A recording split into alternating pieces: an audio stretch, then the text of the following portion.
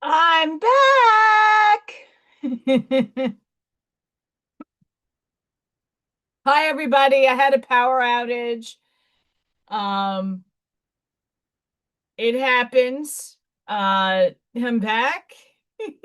Had to run around my house and get my power back, my clocks and stuff. Just set up some makeshift lights.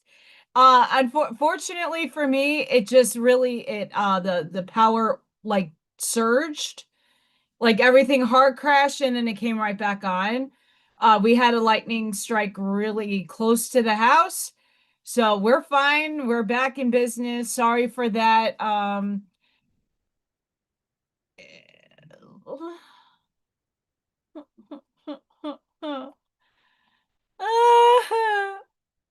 fine.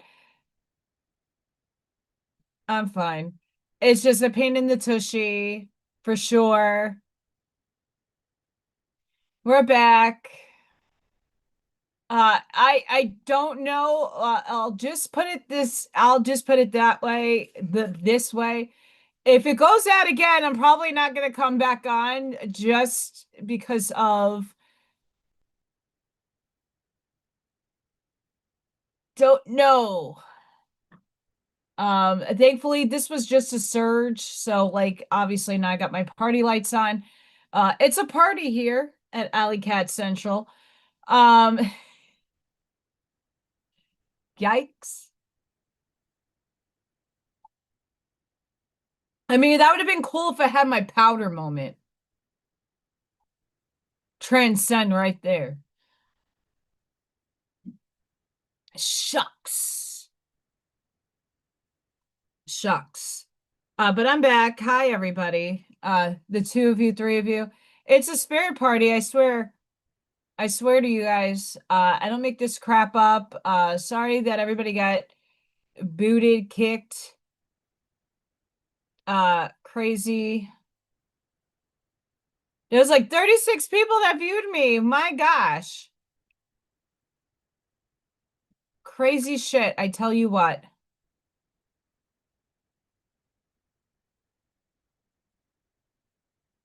Crazy shit. It is what it is. I thank you guys for coming back.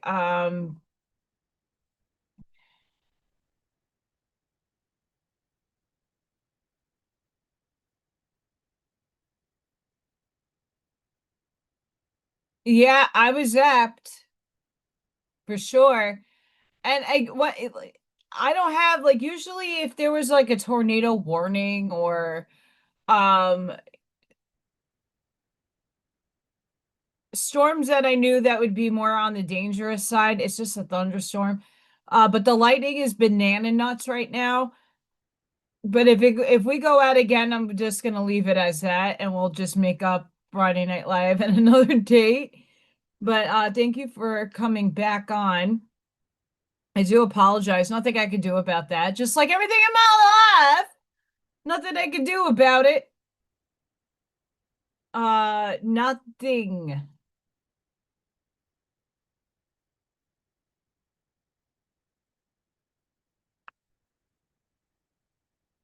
Yeah, it needs something needs to give in my life. Something needs to give in life. I don't like feeling yeah, I'm back. Had a power surge.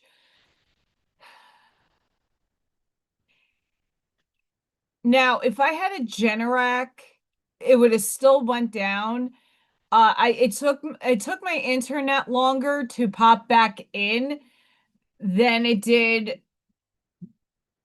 Like the power came on and off, like literally it went off and then do do do do do, like all the noises in my house started going off in symphony.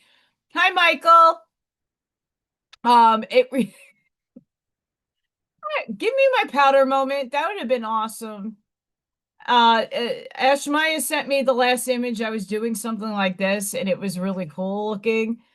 But I did have a power surge just now. Lightning did strike really close to the house, and that usually zaps me for a minute or two, and then it comes back on. but the internet takes forever to boot back up. Annoying.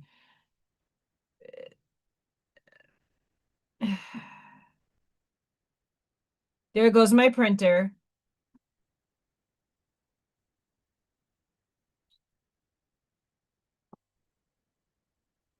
I'm just looking at the weather right in the moment. I really should just go to an app because that just tells me, sorry guys. Hi everybody.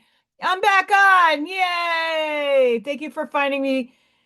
I rushed to get back on. Weather is not happy over here in Northwest Indiana. Michigan had a tornado this afternoon. We had 74-degree weather and sunshine with lots of clouds. It's normal around here at this time of year. Um, I'm just looking at, hi, Arnie.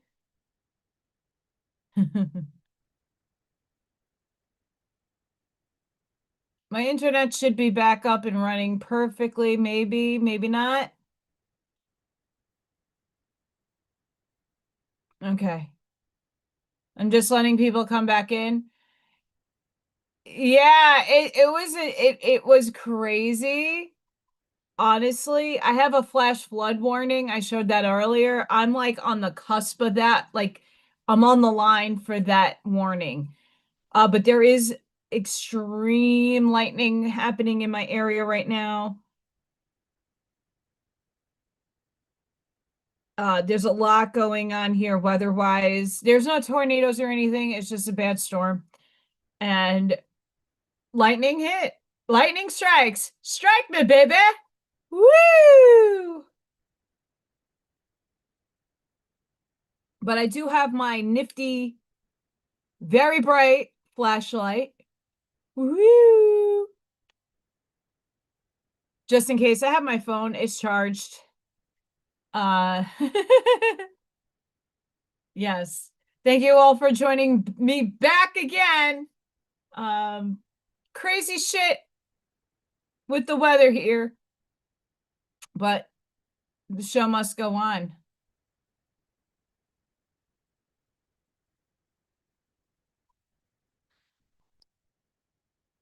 Yeah, so I'll show you guys really quick. Just so that if it goes out again, I'm not going back out live. So I'm literally like right here. Literally, here's Highway 65. Woo! And I am just about like on this line of red. I'm right here in this area where my cursor is. So everybody like here are fine. Like I'm in like Deathland. And here's Chicago. For anybody that's like, where does Allison live? Well, I am in this little area right here. There's Gary.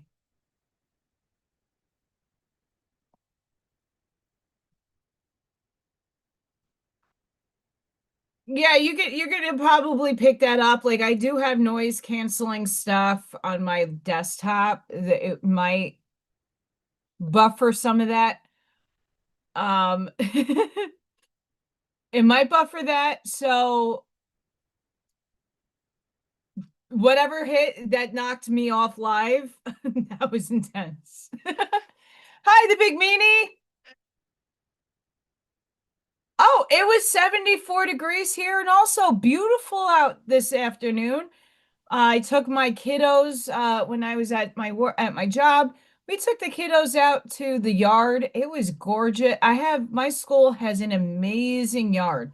It's one of the biggest yards in a school that I've been to. And I've worked at a lot of schools. This one has a humongous yard. And we got to take a few of the kids out today for a nice walk around the yard, which is a lengthy one. And we played some basketball and like just getting the kids to be outside for a little bit. It was really nice. It was gorgeous today. I'm wearing a dress. It was great. Uh, I love going into my yard with the kids because it grounds my energy and theirs. But there is a flash flood warning in my area. So yeah, that is absolutely fun. We'll see how bad the I have not an appraiser coming to my house on Sunday. Um, Ryan Hall y'all is live. So it's serious when these weather guys go live. Being that Michigan got hit with a tornado today and yesterday was Oklahoma, my prayer and I don't know if Auntie Amy got hit by that those storms. Um, but yeah, it banana outside. Bananas. And I had a power surge that took me off and knocked me off the first live. So here we are. For those of you who is very much wondering why the hell I chose Dorothy and little Freya, there's another strike.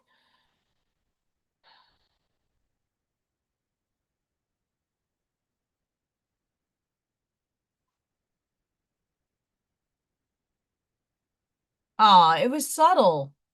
You might see the flash coming from my window. But that's me. I don't look like me.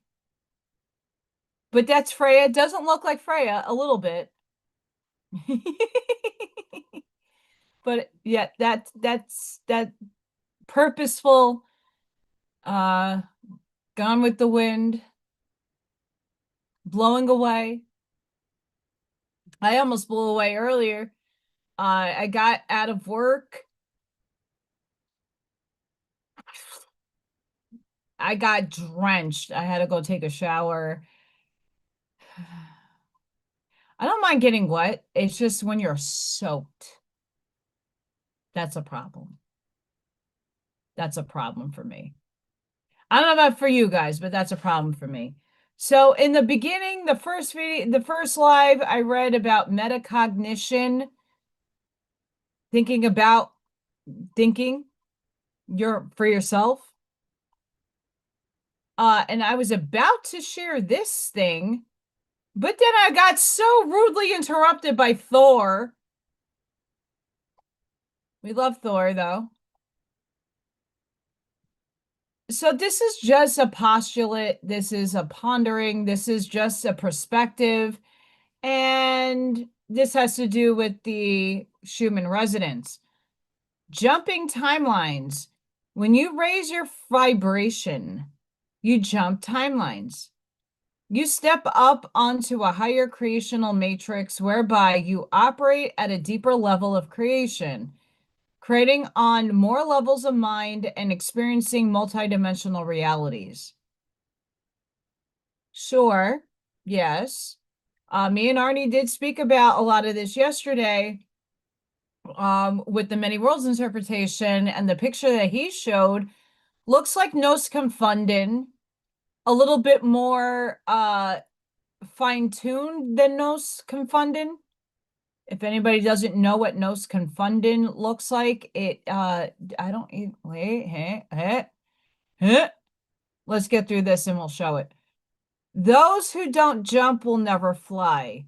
Jumping timelines feels like you are grieving. That's because you are. I don't know. Is my collapse me jumping? Like I'm in collapse in every facet of my life. You are in the process of letting go of the previous timeline. You have to jump off the old timeline before you can land on the new one. It has to be felt. When you are standing in front of a locked door, how can you enter? You need a key. The key is your frequency. If you need to raise your vibration before you can open the door to a new timeline, you have to build up your vibration. Makes sense? And here's how to raise your vibration: fasting, sunlight, breath work, juicing, clap your body. I don't know what that pink thing, it looks like meditation. Handstand, laughter, presence, I can't, that red is fuzzy and fuzzier than the meditation. Grounding, I don't want to know what urine therapy is. No, thank you. Mm-mm.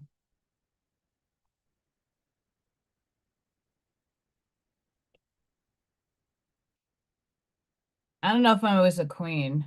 Shield meaning sure. But it if we go to here we go. Hey, found it. For those of you who don't know what nos confunden is, this is nos confunden. I'm butchering that with my teeth, by the way. Nos confunden is the infinita map. This is not a complete map. It keeps expanding. I promise you that. I love clapping. I have the kids clap because a lot of them are neurodivergent and have a lot of their nervous systems are out of fucking whack. So I'm always clapping their hands. We're doing Wheels on the Bus, but I'm always clapping their hands and jumping with them and just moving their lymphatic system. Hi, Kathy. For those of you who don't know, I was live. And then I had a power surge. We had a nice shot of lightning around here, and my power went off for a quick second, but my internet took forever to come back on, and here we are live. So I have I want to say 50 minutes or so already done, but we're just going back on, and if it does go off again, I'm gonna probably call it a night. But so and blah, blah, blah. It's hard to see because it's blurry.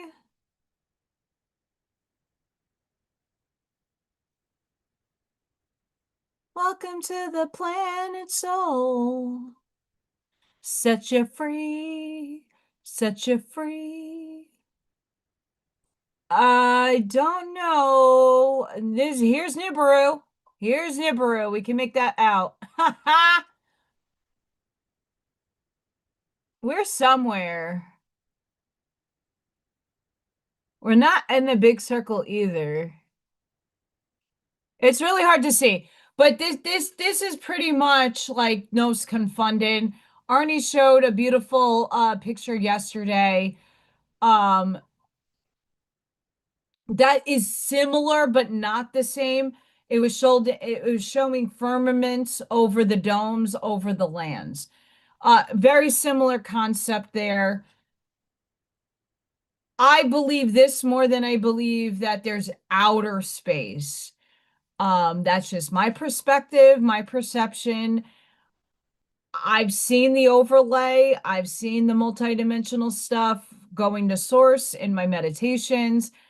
Not everybody's going to have that same experience. Not everybody who transcends has the same near-death experience that comes back and says, well, I met Saint Germain or I met Saint Peter at the pearly gates and he told me to go back home.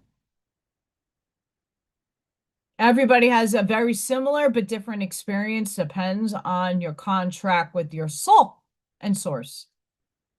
But Noska Fundin is a very interesting. I have a few books behind me somewhere over there or my other shelf. Um, for sure. Check it out.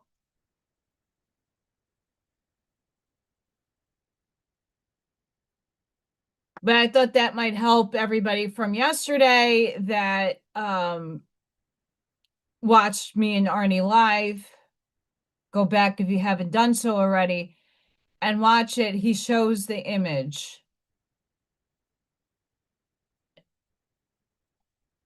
Let me see. I don't know, Arnie, if you're still on. Is it on your Facebook?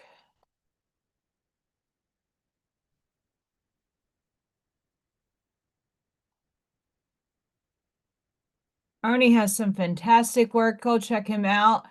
Michael Zinn also has a lot of, I guess he does. Ah!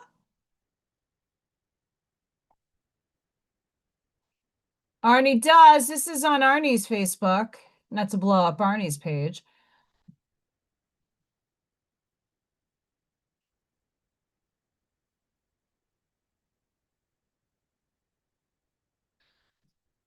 There comes the sun. So in here, there is space. There is a space. I don't know. I'm debating in realms. I'm more on the realm thing, but I do believe if we're talking about bubble universes, the many worlds interpretation, the multiverse, this is a very interesting depiction of that. Here is our firmament. Here is Game of Thrones for up. I have lightning.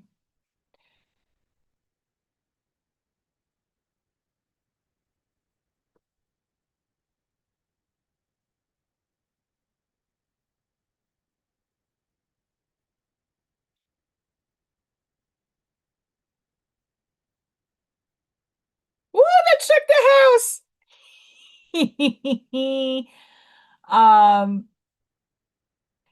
So Game of Thrones, the ice wall, Peter Dinklage pissing over it, and then you see the giants, you see the wildlings, they're called wildlings, and then you got the dark things that want to eat you.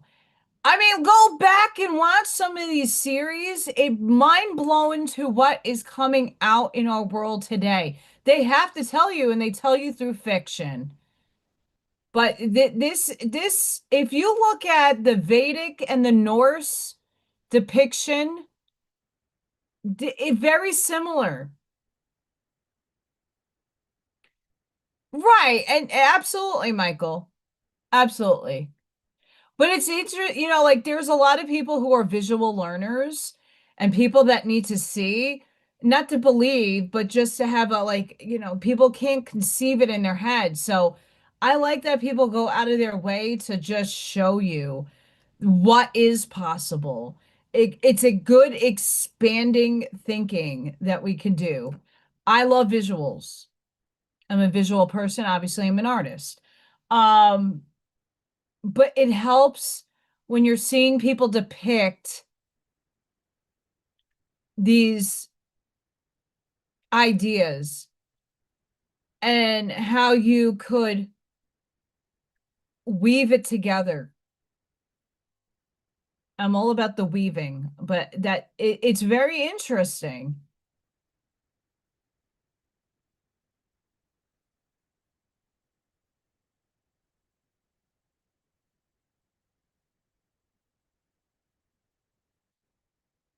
That's been actually, Michael, that's been out for a while. One of their, hi, Stephen. One of their, there's a ranking military guy that came out a few years ago and said it, and no one caught it, or like, us tinfoil hat people did. Um, it's been out. If they're more publicizing it now, that's great.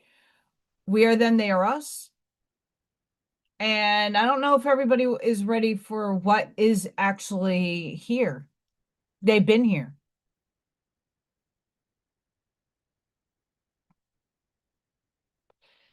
And if anybody fashions to watch Patty Bessard and some others, James Rink, before he transcended on to collect the fragments of his soul that was scattered through cloning, yes, he was a clone. I've talked to the man. I got text messages from him. Um, not every counsel is in our best interests. There is such a thing as a galactic slave trade. Go back to Project Serpo, go back to, S1 and S2, Area 51, and Diego Garcia, and go back. Michael Sala talks a lot about a lot of that stuff too. James Rank, I have his book behind me. He talks about a lot of that stuff.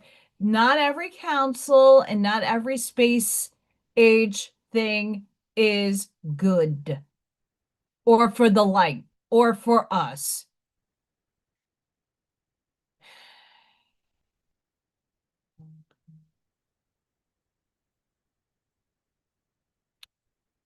There is a few instances before a particular Irish shaman got into her big stardom and wrote her books. And I'm not disclaiming her books. Her books are rather accurate. But until she got into the Ia and Enki Enlil thing, she was pretty credible up until she started talking about her little travels to a planet or a little moon satellite off of Jupiter. I'm not disclaiming her. If she's going there, that's great. Is she an emissary? Maybe. We all are. And I don't like to talk bad about people or judge them. You see how you see that information for yourself fit. But there have been talks about galactic slave trade.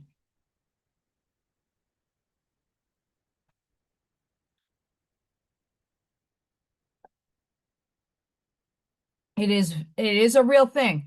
If any one of us have ever known that they were abducted, I have the feeling I have been. Not gonna lie. A lot of you might have as well, or seen them or interacted with them in some way in physicality or in your sleep. They're here and they've been here and they're us, we are them.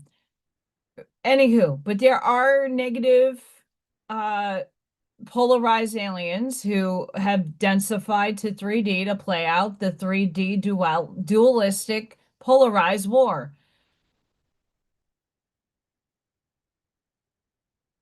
And I'm not feeding energy to it. I'm objectively just letting you all know that not everything that's going to come out in broadcast systems like CNN syndrome is true. The United States and amongst all world governments, like anybody in that Antarctic Treaty, they're all working together to keep us semi-safe. But that doesn't mean that interference hasn't come true. There's a bigger piece to the puzzle that a lot of people have yet to solve. Disclosure, we already know what disclosure is. You don't need the government to tell you the things you already know in your heart. You don't. And they're going to falsify it somehow or create an illusion around it somehow. They're going to twist it. Your heart already knows the truth. Absolutely, Scott. Our hearts know what is true. If you feel, I have a Draco on photo. I have a Draco. There it is.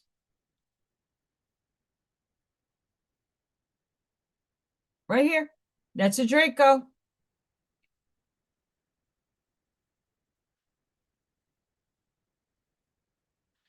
I was going to show that next, but let me just move it over.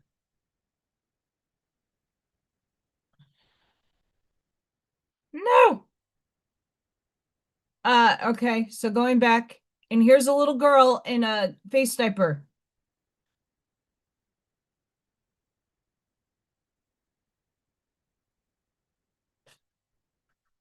There's some other funky stuff up here too. I see eyes and like a little skull, a disembodied thing, but it was in a portal that I had in my house. This is from my plague mask for Halloween. Halloween. I'll show you the original picture so you know I'm not doctoring anything. So back in the day, Allison was trying to rip on the 19 thing.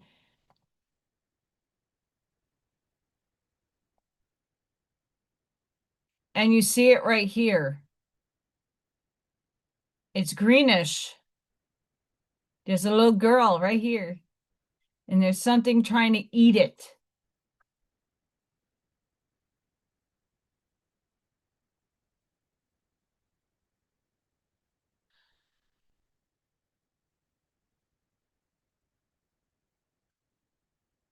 And they took it with the cell phone.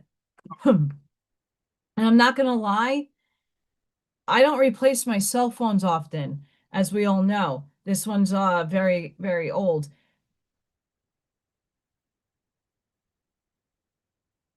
It's not doctored.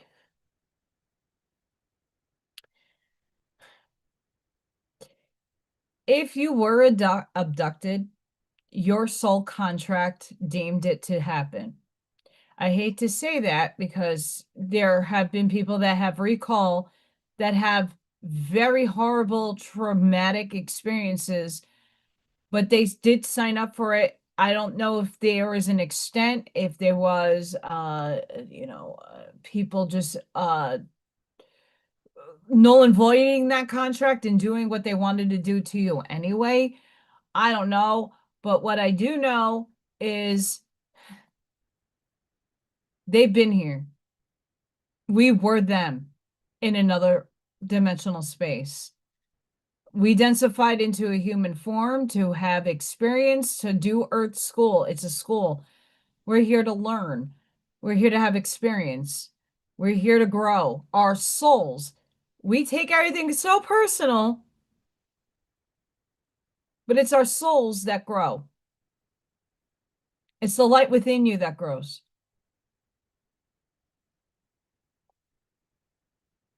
And the next thing I wanted to show you guys, because it does have a very big foothold here. And what I'm talking about is awakening is the moment you realize you are the piece and the player. I love these depictions here.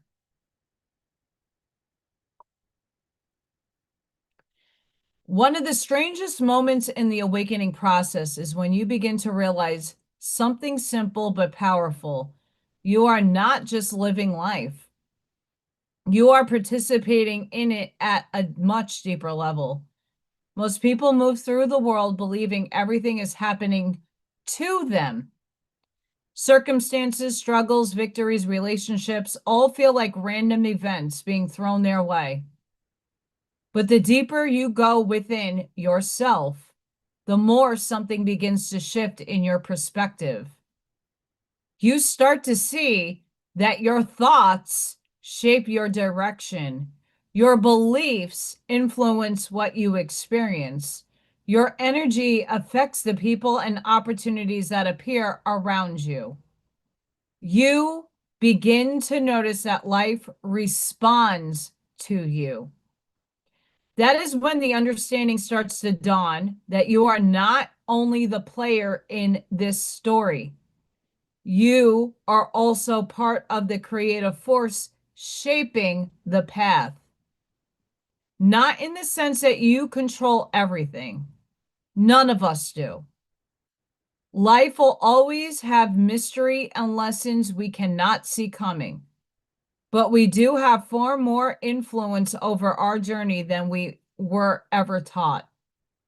Every time you choose love over fear, growth over comfort, truth over illusion, you are redesigning your experience of this world.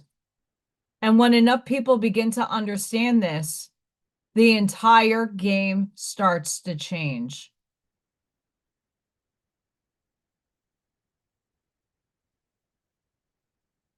And this is from Zachary Fisher.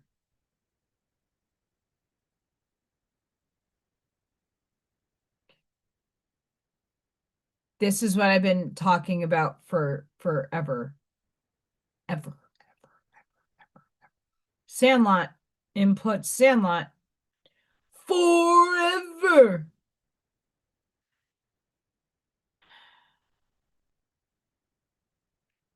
For reals.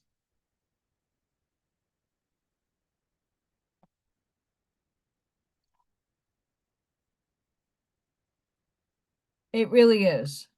This is also something that came out today. I like uplifting things.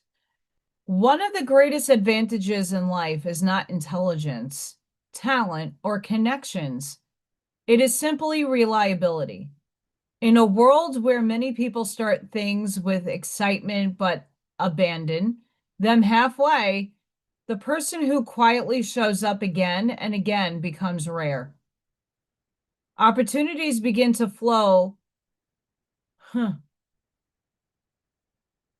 It's follow. Those opportunities begin to follow. I don't know why I said flow. Spirit. Opportunities begin to follow those who prove they can be trusted with small responsibilities before larger ones arrive. Over time, reliability builds a reputation stronger than words. When people know you finish what you start, doors open naturally because consistency itself becomes your introduction. Most people underestimate how powerful this becomes over years. The person who can be counted on slowly becomes the person who cannot be replaced. Reliability creates trust, and trust creates access to rooms that effort alone cannot enter. It may not feel dramatic in the beginning, but it quietly builds influence. While others search for shortcuts, consistency compounds in ways few people notice until it is too late to catch up. Reliability turns ordinary effort into uncommon strength. The world eventually leans toward the person who does not disappear when things become difficult. Trust grows slowly, but once it forms, it becomes one of the most powerful currencies in life. When people know you will show up, they begin to depend on you. Dependability quietly separates leaders from spectators. Many people have talent, but few prove they can be trusted with responsibility. Showing up repeatedly builds a foundation that talent alone cannot replace.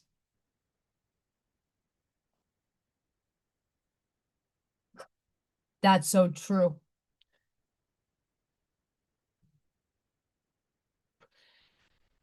There's caveats to this, though.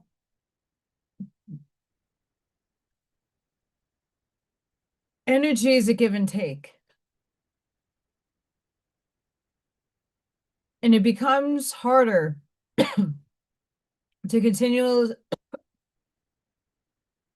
continuously show up and show up and be the dependable person, and then everybody depends on you, and then when you need to depend on others, oh, it's hard to find that help.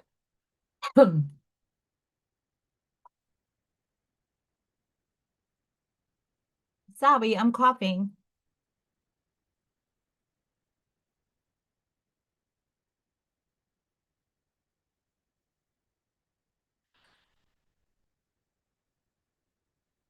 You have to have an equal give and take. Even if it doesn't equate as deemable equal, there has to be an energy exchange.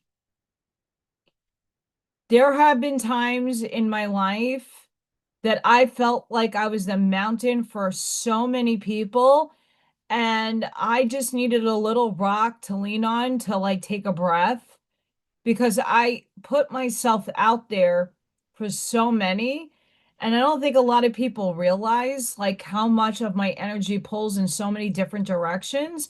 The last couple of days, I've been overwhelmed with just collapse. Like everything in my life collapsed. Can't pay the bills, don't have enough this, don't have enough of that. Don't know where any of this is coming from to just keep the 3D life living and moving and showing up for itself. But it's the pull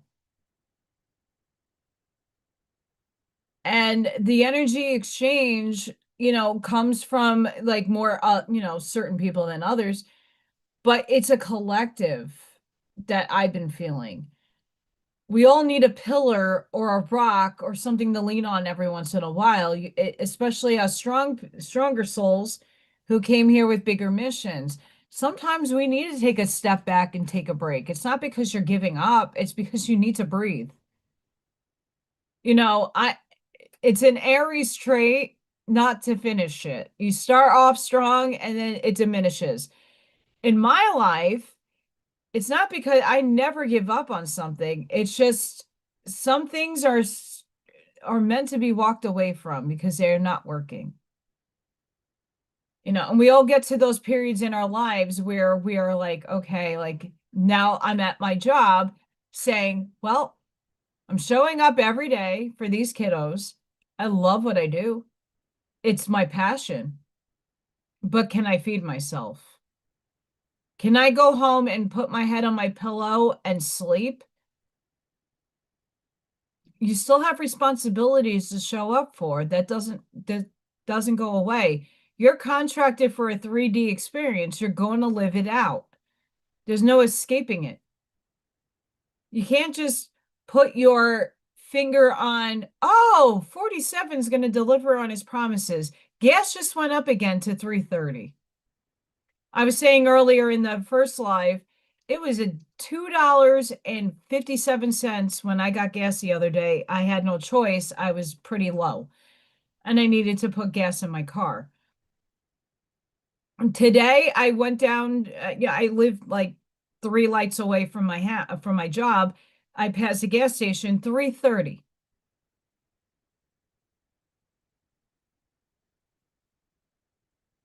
Food prices have escalated. Cleaning products, all kinds of products you go to the store to get to maintain life, to keep clean, triple the price that it used to be.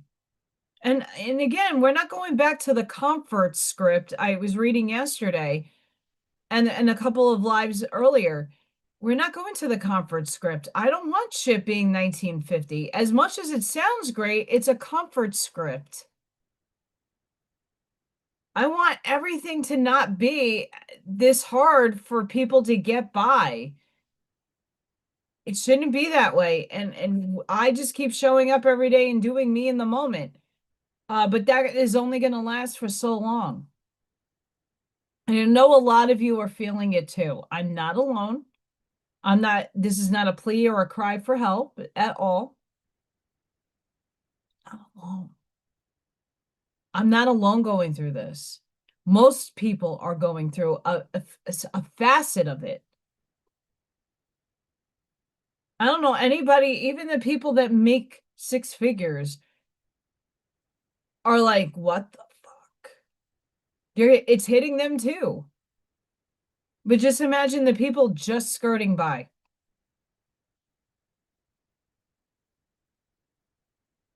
It's not easy.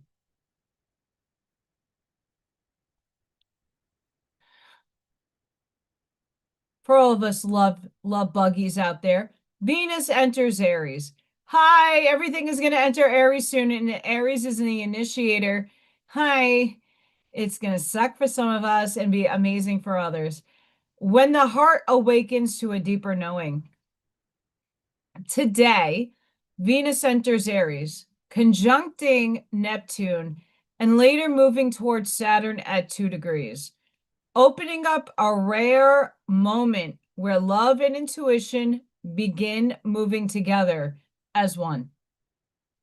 This is where the heart starts recognizing what it truly desires, bringing small sparks of realization about relationships and the ways you might have adjusted yourself to maintain peace instead of honoring your truth. Aries encourages honesty and courage, while Neptune softens the emotional layers, heightening intuition and spiritual awareness so you can feel what is real. Synchronicities may appear around connections, quietly guiding you toward relationships that reflect who you are becoming.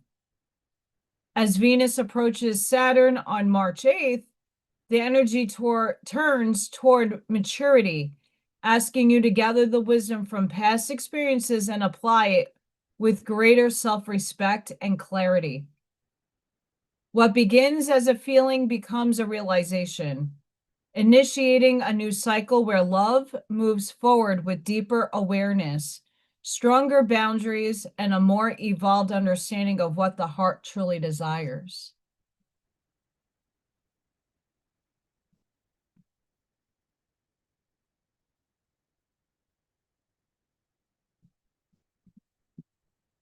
Yeah, Barbara, it's nuts. Absolutely crazy.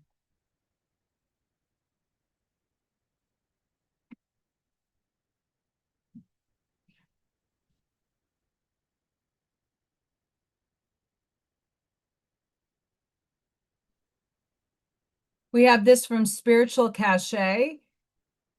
You spent time recognizing what no longer fits, what no longer holds authority over your life. That clarity creates space, and from that space, something new begins to emerge. The willingness to move toward what you actually want, not cautiously, not waiting for permission, but with the quiet confidence that comes from knowing yourself more deeply than before. Brave action doesn't always look dramatic. Sometimes it's simply choosing the direction that feels most honest, even if it's unfamiliar. When you move from that place, something shifts in how life responds. Outcomes feel different, not because everything is guaranteed, but because you're no longer moving against yourself. There's a neutral, natural sense of empowerment when your actions match what your heart already knows. And from there, momentum begins to build. The tide is shifting toward inspired action now. What you feel drawn to isn't random. It's part of a larger current that begins to support you the moment you decide to move with it. Trust the pull. The path opens as you walk it.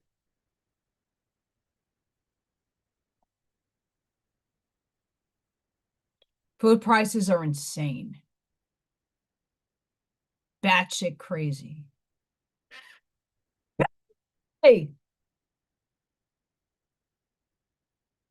batshit crazy, batshit crazy, batshit crazy, batshit crazy, batshit crazy.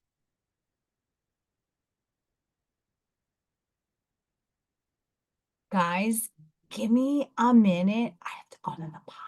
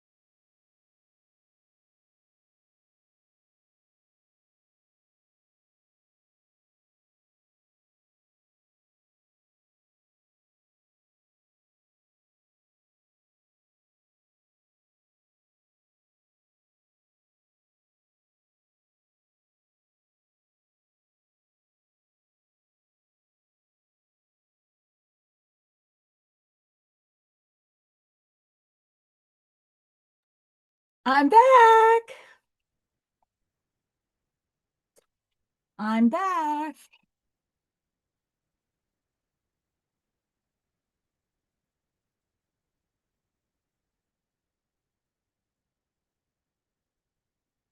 Life. Anywho,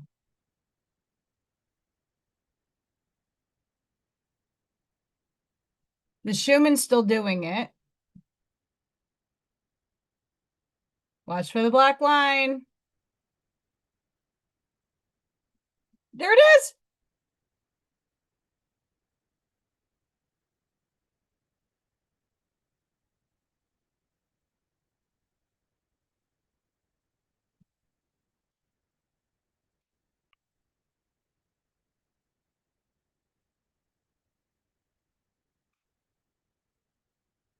We might have a Freya bomb. Give me a second.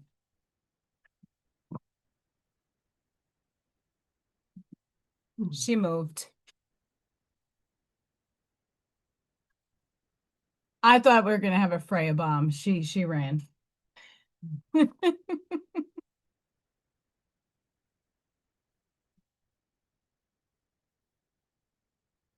We'll have this kind of Freya bomb. Freya in the portal.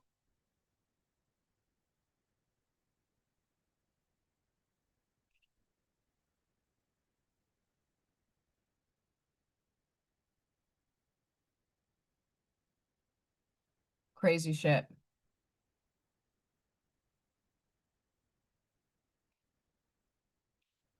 Oh.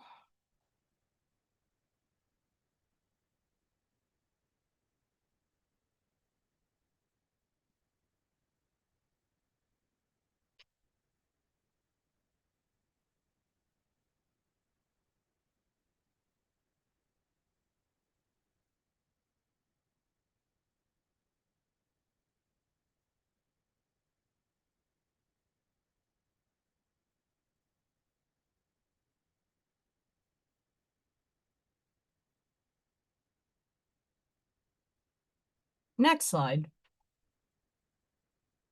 I really like this depiction.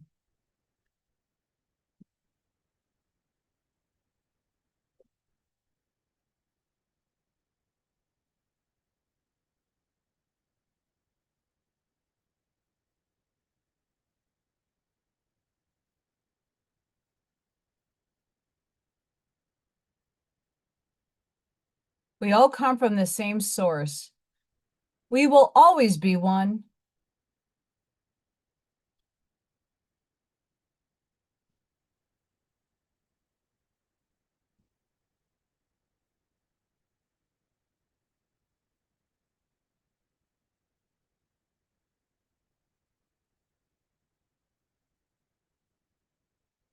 And if you haven't done so already, please go check out the show that me and Arnie had yesterday. Very informative, very fun. Arnie rocked it.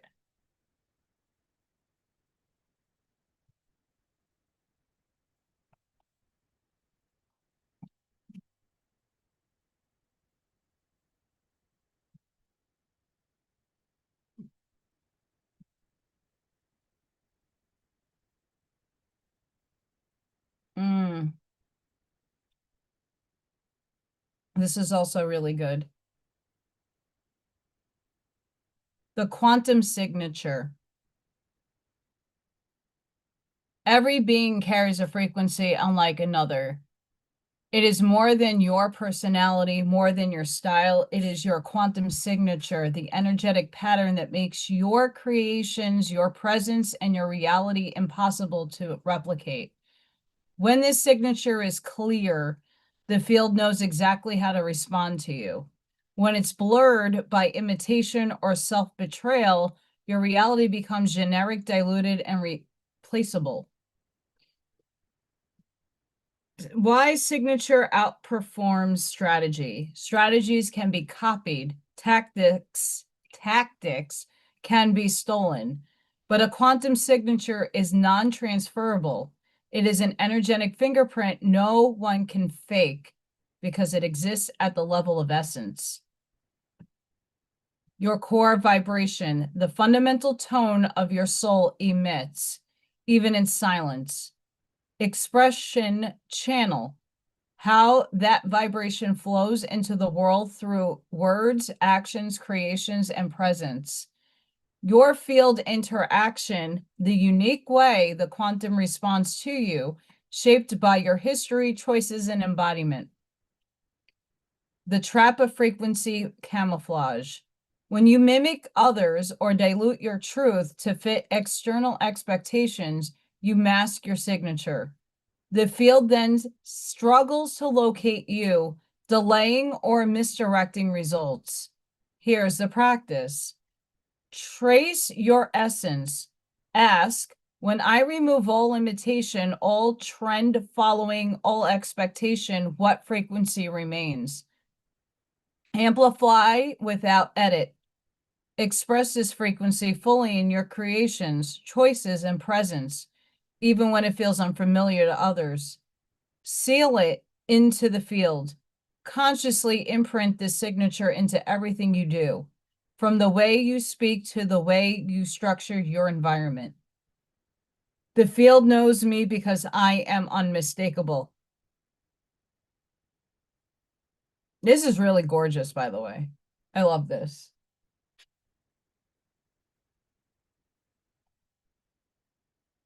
I love it.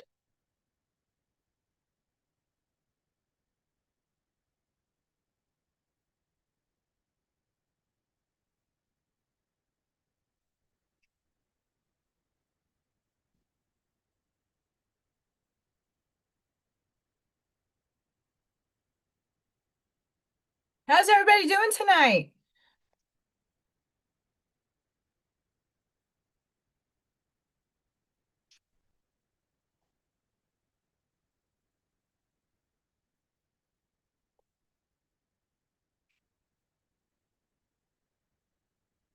Don't forget to like, share, subscribe, hype to my channel if you're watching in the background. I had a power surge earlier, so the first live went down. My power was out, and now it's okay. I thought I had a Freya down here. I was going to grab her to have a Freya bomb. She's not. She ran somewhere.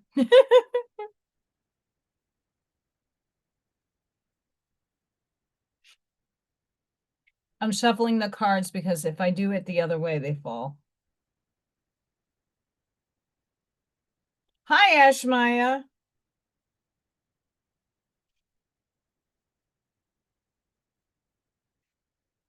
Twofer.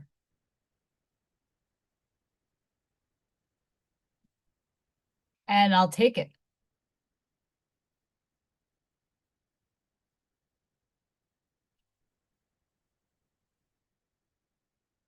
One more, Spirit. One, not five.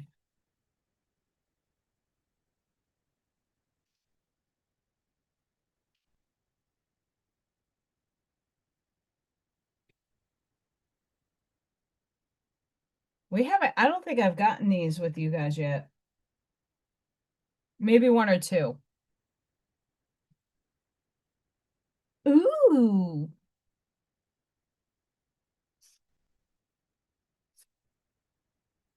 So if everybody's doing okay, I know the weather is a little batshit by me. I need more coffee. I had to go to the potty. So I do apologize. I was like a little missing in action.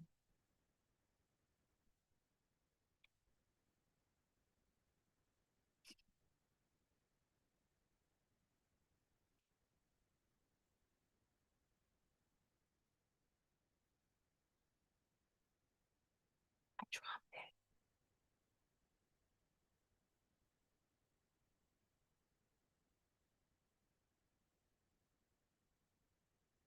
That was not a bend and snap, by the way. That was a bend and get my cards.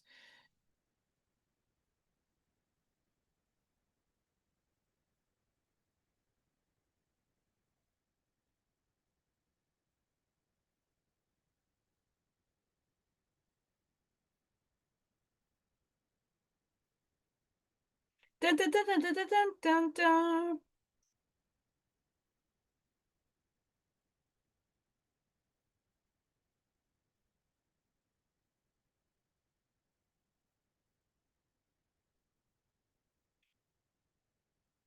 Why is this one card so ridiculously hard to find?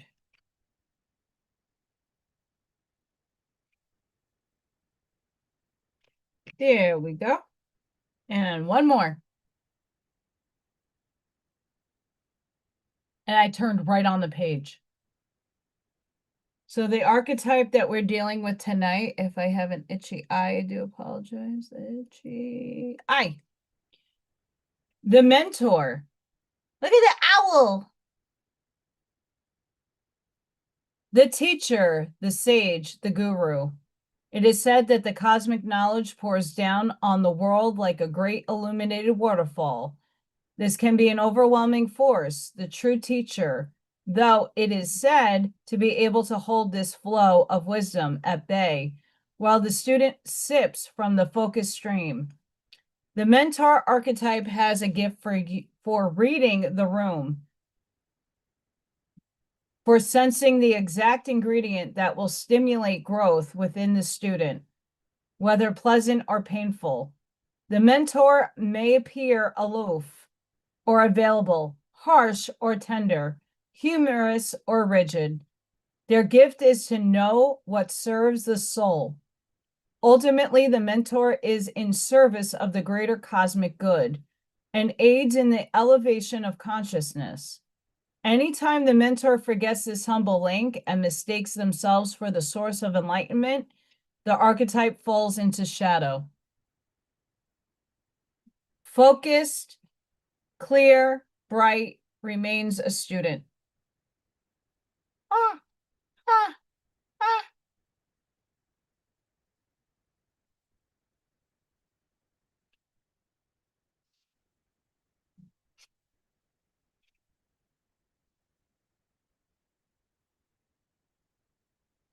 The heart, the home, the center, the throne. Dun dun dun dun dun dun dun dun dun dun dun dun dun. Very in a Game of Thrones thing. I don't know. Don't ask me why. It is possible from an imaginal point of view to sense the heart as a place. Either we are there within the realm of expansion and compassion, or we have drifted somewhere else. There is no in between. It is a common for us to leave this archetypical center without realizing it, as the world, with its seductive twists and turns, offers us frequent departure. We may even begin to become a stranger to the landscape of the heart, leaving it vacant for long stretches of time. The seat of the heart is often reclaimed by nature, music, dance, and the presence of children or animals. This card encourages us to move past the layers of life's tangles and knots and enter the wild, sacred center of the self. The most precious throne in the galaxy is awaiting your return. Expansive, knowing, gentle clarity.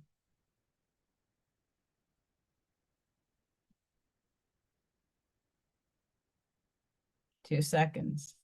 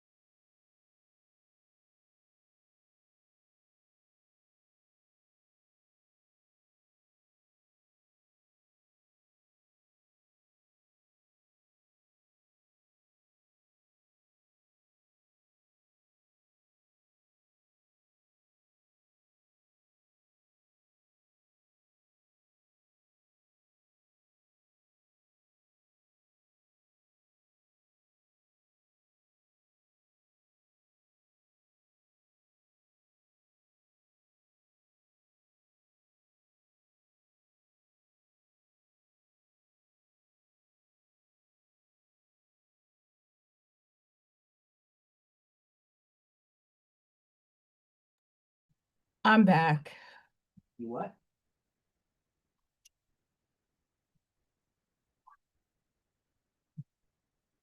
The cave. The dark. The portal. The interior. Oh, we love the cave. Those who are fortunate enough to find and enter the cave are forever changed. It is a place of potent power, acting both as portal to another realm and a space for sacred ritual and initiation. That cave is a place to return for meaningful retreat where one can see the true self. In the darkness, in esoteric teaching, the cave is known to reside in the center of the heart. Within its walls, the whispers of compassion and self-understanding can be heard. Yet, because of its mystery and power, many of us fear the cave and never try to find it. We busy ourselves in the bright lights of the city, while the cavernous and dimly lit chamber calls out to us in the night. Where is your cave? You already know. Return to it and tend to the fire. The sacred center within.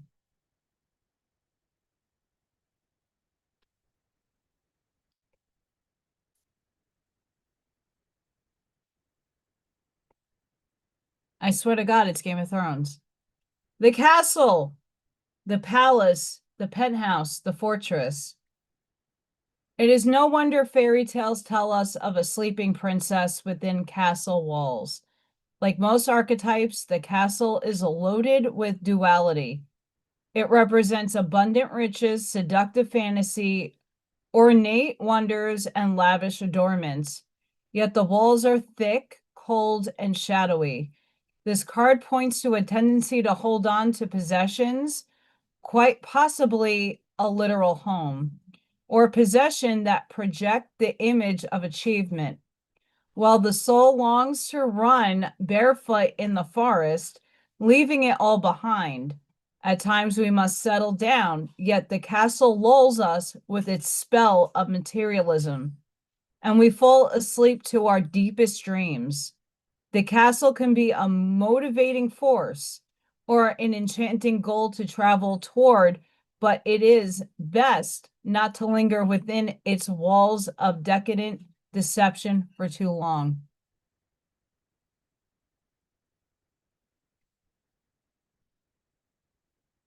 God.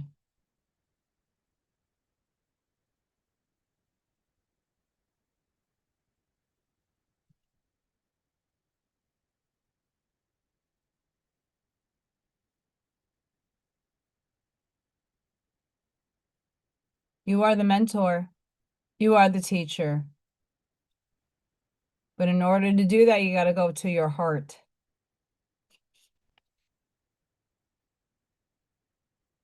That's your key. You have to discover this. And to pluck away the illusions.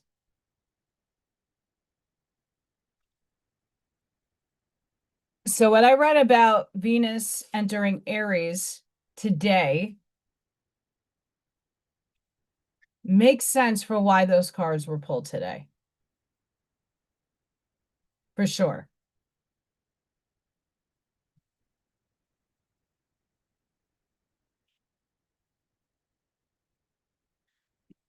I love owls too. Oh, daylight savings time is Sunday. I liked waking up to the light. It was great.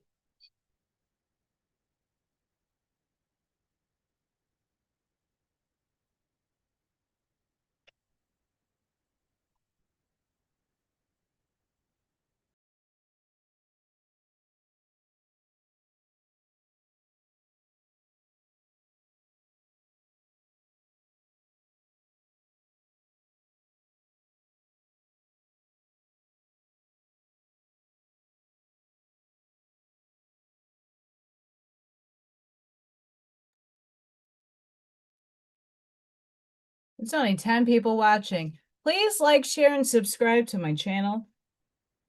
Hype.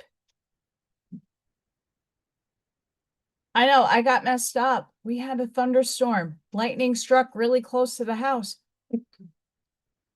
Everything went off. Was not fun. And it's still like shitty out.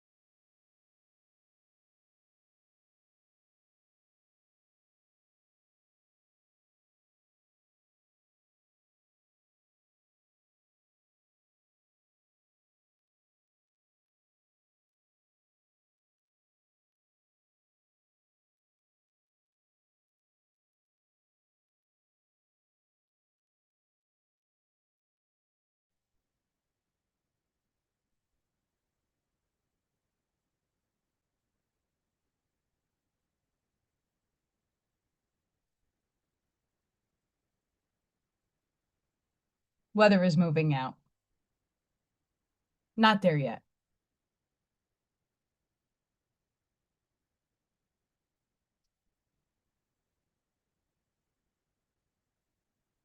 Number 17 for those 17 folks.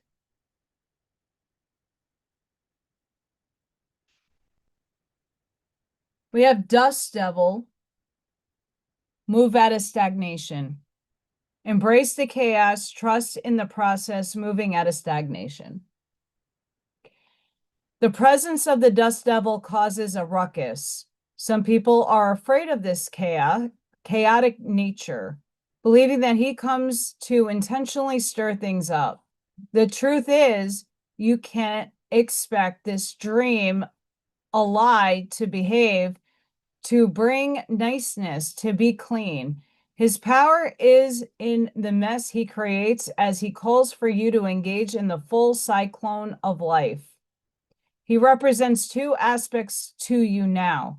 The winds in your outer life appearing to throw you off course, where you assume the world is coming at, or are happening to you, the winds that churn inside you, with the Dust Devil arising from your dreamscape to help you escape your invisible chains, shackling to a barren desert.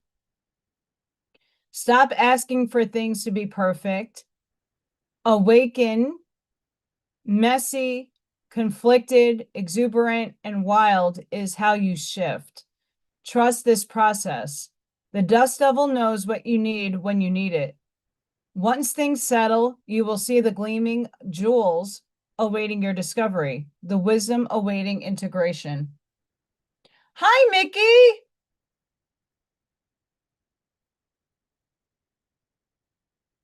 How are you, lovey?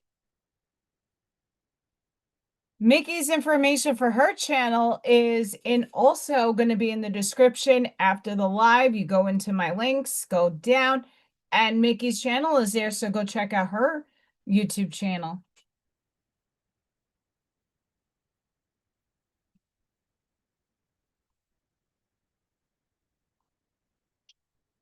Eye of the Needle. Intentionality, clarity, positive outcomes. It's card 17. If you look through the eye of a needle, what do you see? Summon the experience of being so singularly focused on the task ahead that it becomes natural to remove everything that is superfluous, every distraction, every non-essential, so you succeed. What is, in this case, the definition of success? In order for the threading of a needle to happen, everything not in alignment with your goal needs to go. This is the only way you'll ever get what you need. Shrewd discernment, the willingness to winnow down the needle thread connected to its essence. The eye of the needle looks so tiny, but once you Once your intention threads through it, a vast opportunity is presented on the other side. The needle can mend, can sew things together to make something meaningful and anew. You're experiencing success right now. Stay true to your desires, to the work you need to accomplish, so that you are laser focused on the experience of creating and manifesting. The outcome is assured by divine forces.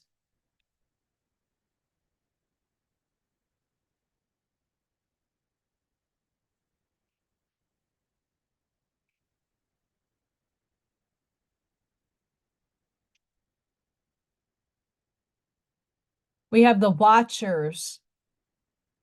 If my mouth will not eat my hair. Transpersonal. Serendipity. The observer witness. Spirit approves, apparently, with that thumbs up.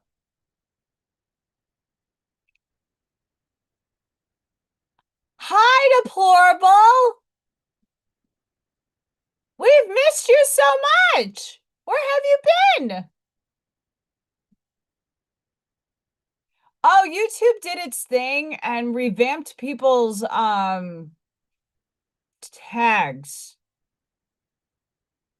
Like Ash Maya is golden. Baby Luigi is Baby Tony.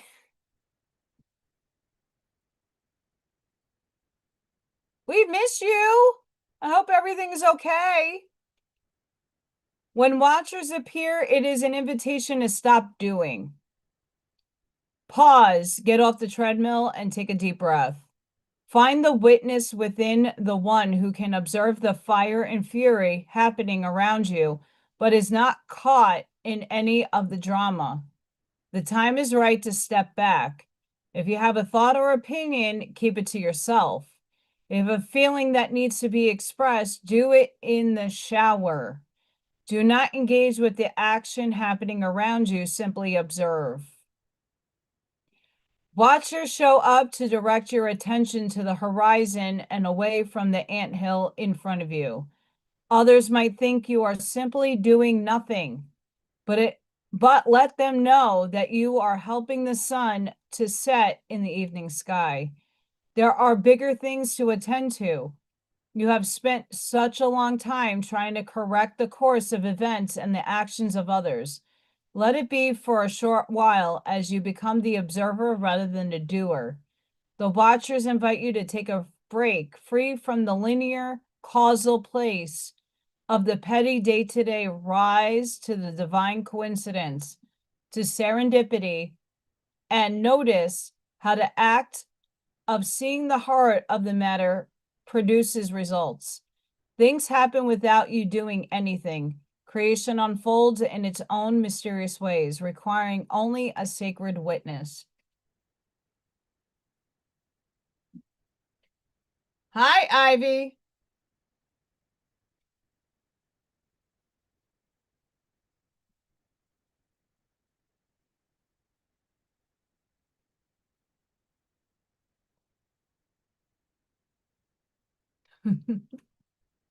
I finished my coffee. Okay, I'll do the New Yorker coffee.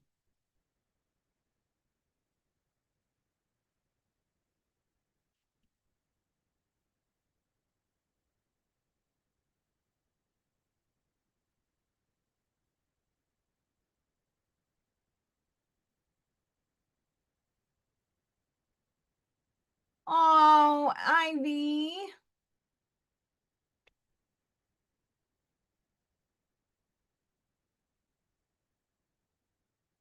My heart hurts for you, girl.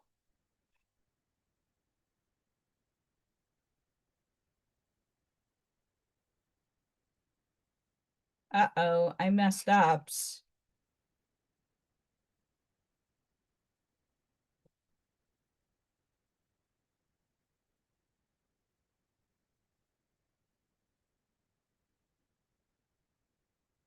Well, I'm glad. Spirit.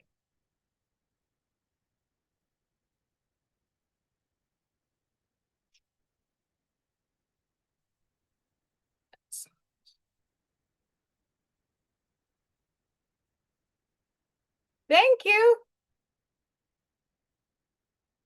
All is well.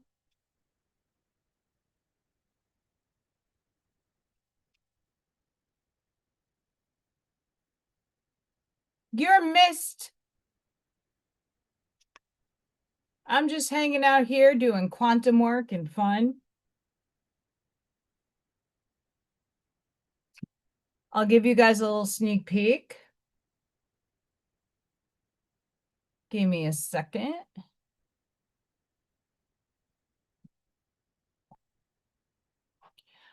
Oh, hang on.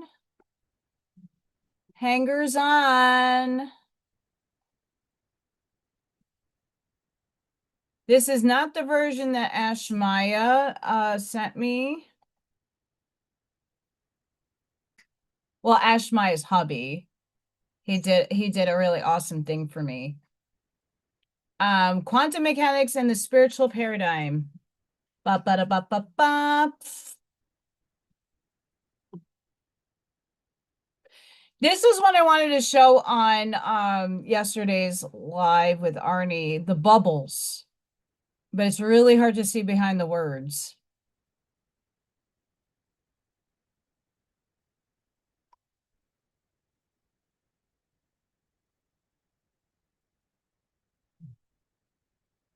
I did the Schumann resonance.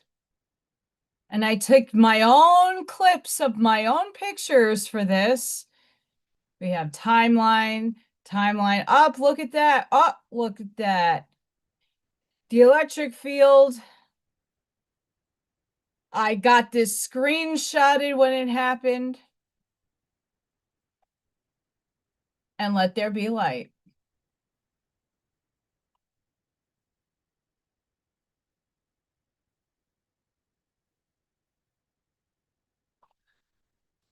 Doctor Strange.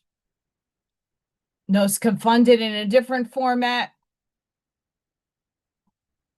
I talked about metacognition on the other live that was halted from lightning. Thor. So that's a little sneak peek into what I'm working on. We're going to do episode 2. I'm not sure if I'm going with Schrodinger's cat or I'm going to go with like just the history of quantum mechanics and how it's folding out in spiritual land. Very important there.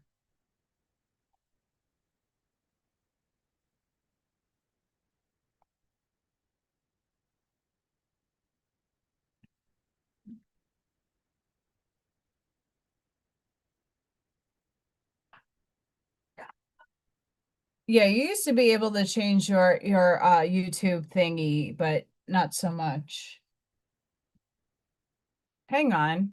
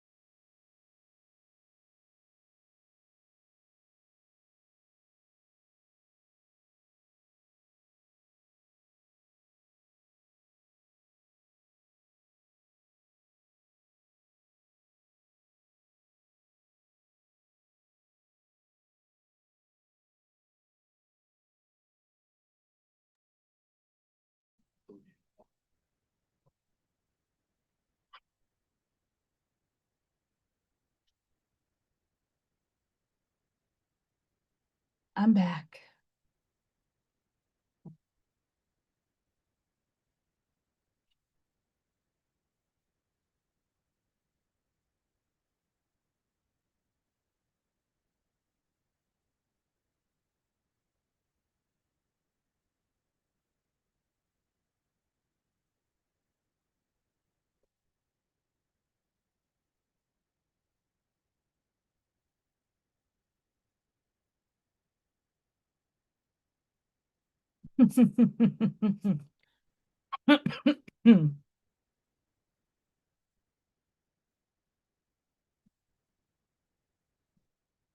The rose deck.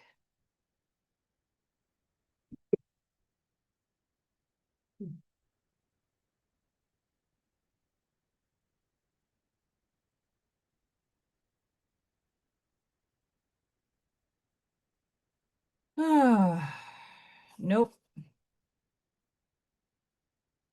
All right. Our first card from the rose deck. Healing the mother line. Healing ancestral work, mother line growing up. Hard to see here. We are living in a time of complex healing, especially when it comes to the mother line. Collectively, we've been facing the intergenerational trauma that colonialism and patriarchy have imprinted on us. So many born to mothers who were not mothered themselves. It's time to mend that chain. That's me times 2. So many of our ancestral lines have experienced brutal persecution and separation from the sacred feminine.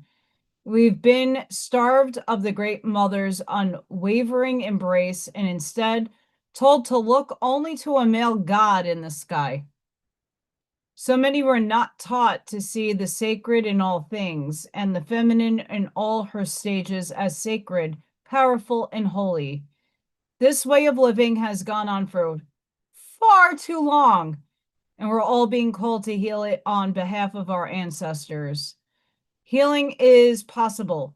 It may not be straightforward or easy, but it is possible. It can be felt forward and back. Your ancestors, past and future, are singing with you. It's time to release our mothers all the way back for what they may not have been able to give. To find a way to cultivate the loving mother within, to treat ourselves with the same deep reverence, adoration, understanding, and compassion that we longed for all along. You could be that for yourself today. You can meet yourself where others could not. And as you do, future ancestors will bless you for finding the courage to release and heal deep. I reach all the way back to the original mother and I set all the mothers and myself free. I think a lot of us are here for that.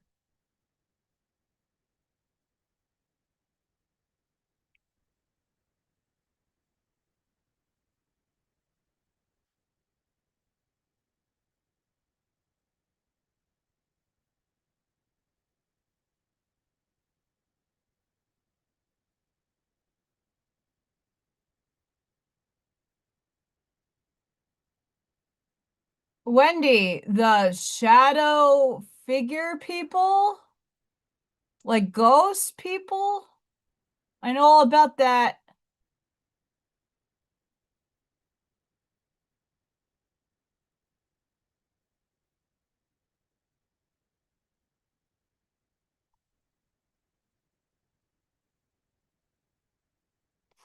We're going to hold on to this little gem right here.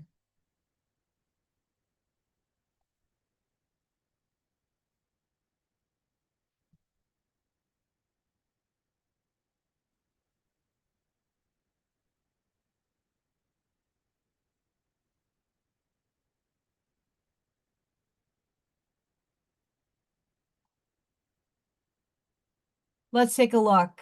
I was talking about this the other day.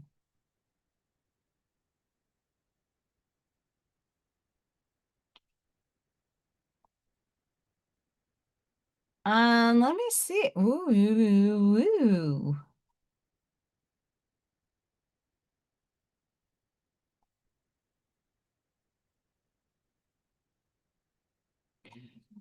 So like my mom saw like close to this where my little handprinty is going up my stairs.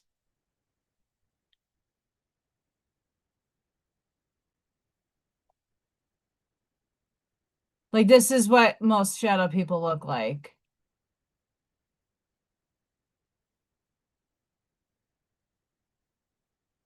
Yeah. I don't like the AI overviews because it's not really from a spiritual standpoint. It's from the 3D nonsensical shit. Um, it's real. They're real. They do appear. There's a lot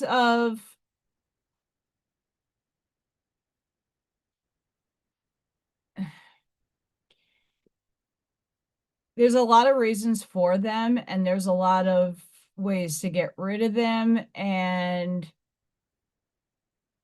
the veil is very thin, as Ivy is pointing out. Mirrors are portals.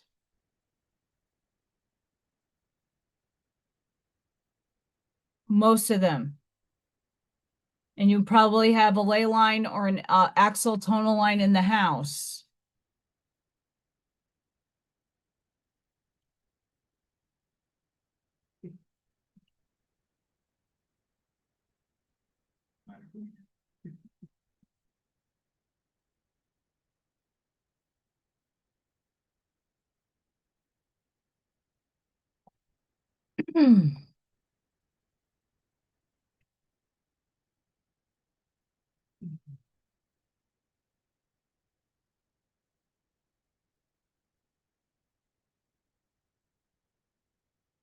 All right. So from, yes, it does.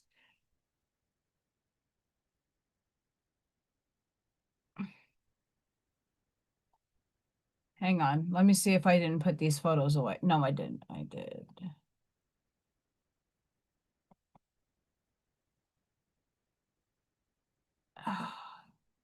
It loses so much when you,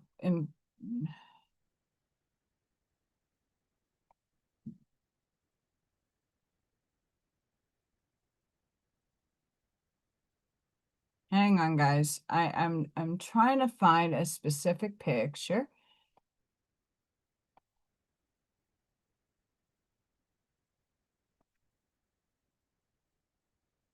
Okay.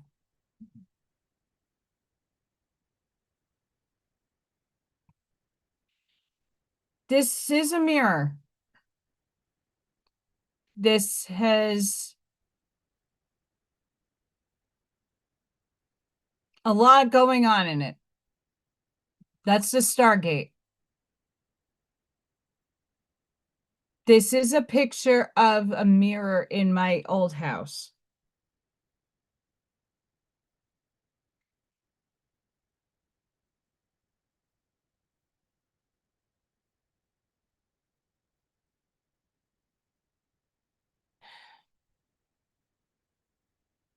Oh boy. Thank you, Scott.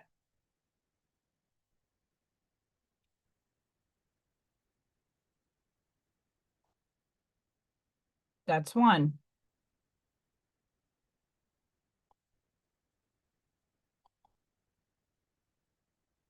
It's kind of hard to see too.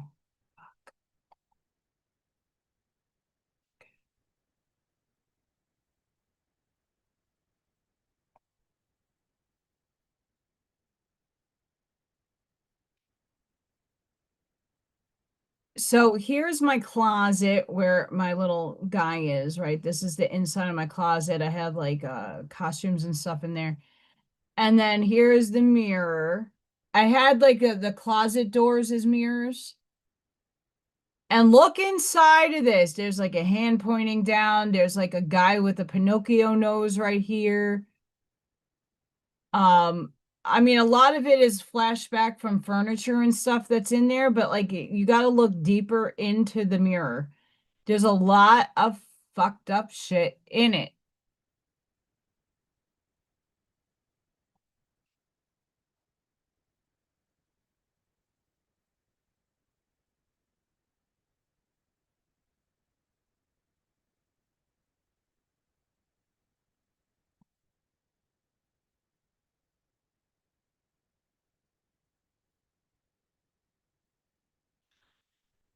And this is one of the famous ones. So this was a little portion of my mirror, a tiny little portion of it. And in there is a statue with holding a tragedy mask. And there's a lot of things in here, spiritual, nonsensical crap that is not good.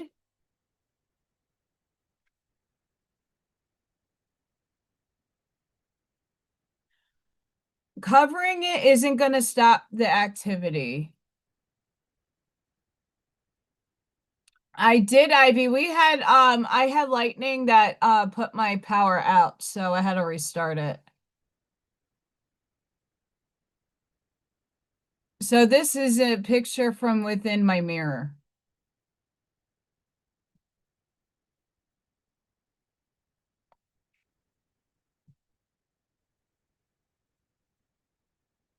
I have a lot more. I gotta find them. Yeah, it's all of them. I had more cool ones. No. So shadow people are interpreted spiritually as dark silhouette-like humanoid entities ranging from negative, parasitic, or demonic entities to neutral watchers. So not all of them are evil. Sometimes you'll see them in your periphery. They jump out and they just go away. Some of them, if you watch the YouTube stuff, not all of that is real, but some of it is. And some of them are really, really freaky. They may represent repressed psychological shadows, trauma, or astral travel remnants. Um, my mom saw one and there was no trauma, nothing. She was watching TV. I was in my room going to sleep and she saw one. It was headed toward my room to go back into the mirror. Don't feed it fear, feed it love. You got to feed it love. And they might like the fear that you're like, oh, something's there is a different fear than like, oh my God, it's going to kill me. Don't think those things. They're low vibing and high emotional distress or spiritual vulnerability. I mean, most of us pull these things in constantly. My biggest thing is sage your house, not just the bathroom. If you can, put live plants in the bathroom, ones that don't die without sunlight. Put some plants in there, light some candles, and demand whatever is in the house to fucking leave with your authority and empowerment. Do not go, oh, in the love and light of the one infinite creator, you got to go. No, you fucking demand it with your power. It's your house, your property. Don't matter about the curses, the fucking natives, any of that. It's your property, your space. Tell it to fuck off.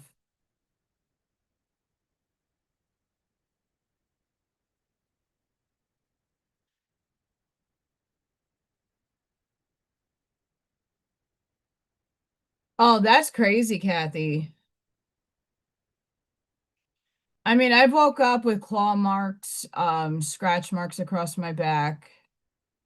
I have a lot of that. Especially 5 years ago. There was a lot of attacks happening.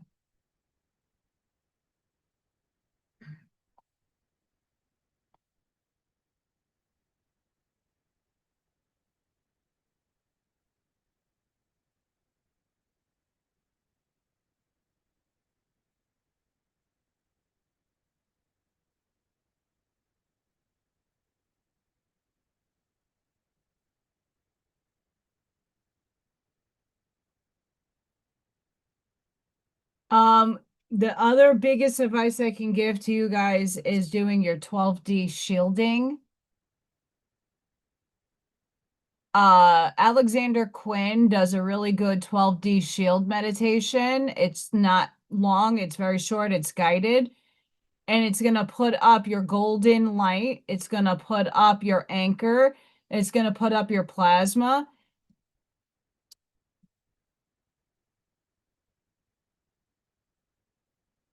My disco ball is all the way over there. Fucker. Disco ball.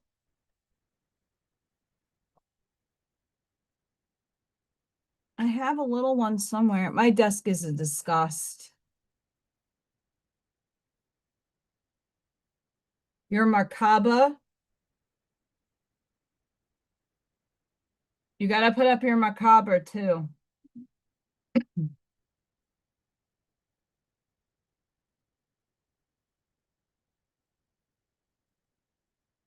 Hmm.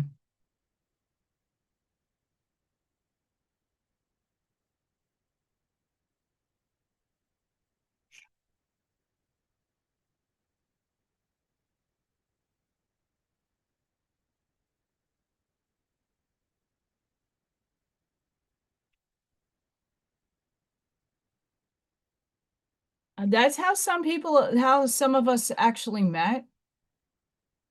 Um, Fun story. Uh, that tour that was going around, a lot of people saw my light body, and I saw theirs. Oh, thank you, Scott. I needed that. Back to the cards, and we'll go back to spirit. I promise. I'm sure I have a bunch of people behind me.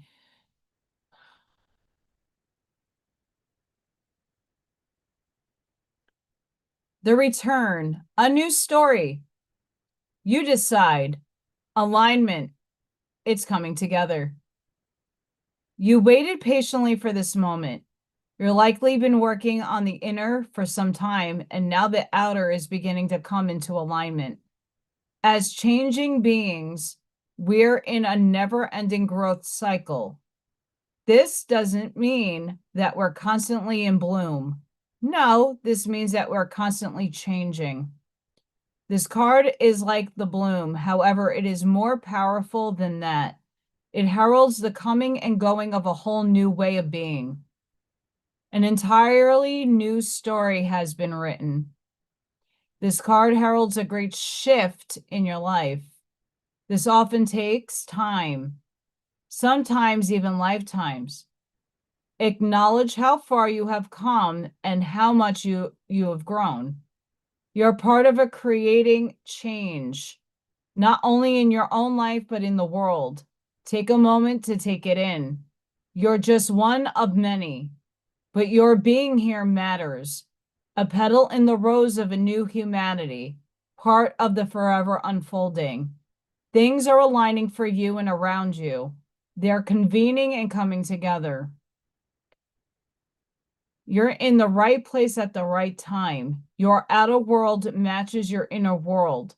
This card is delivering a message of harmony, coming together, an embodiment of holding a clear vision for many years. You've been doing the groundwork to get to this moment right here, right now. Perhaps for months, years, or even lifetimes. Use this moment. Get to decide what happens next. I acknowledge how far I have come and how much I've grown. I decide what happens next.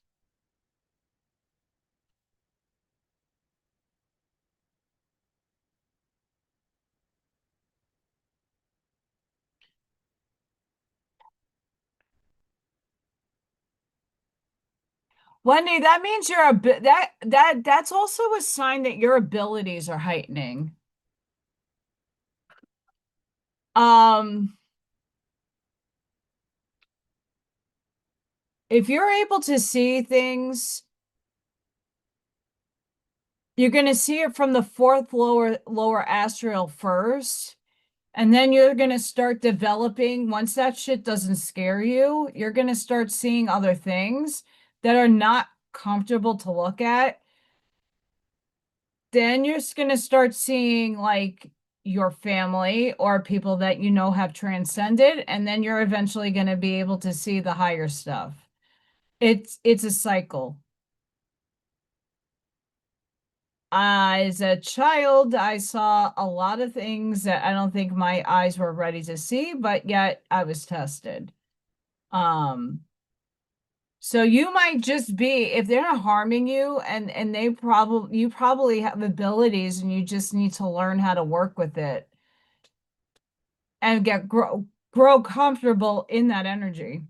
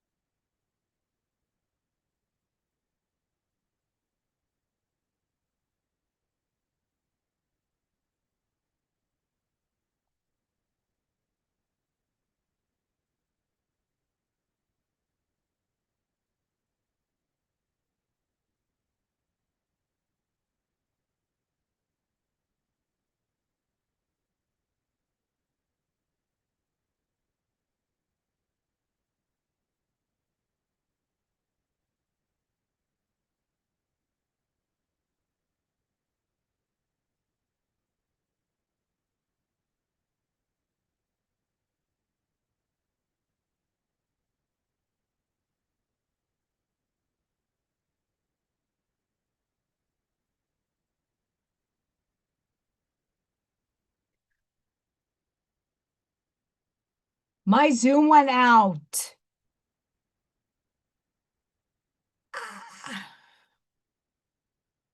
Okay, let me know if I'm okay. I'm trying to see the delay.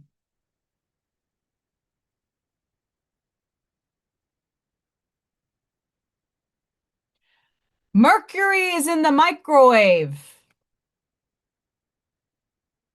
Mercury is in the microwave.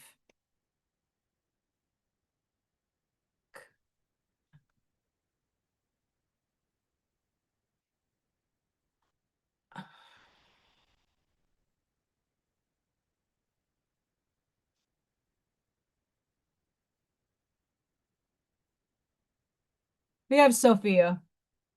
Divine plan, wisdom, intelligence within, destiny.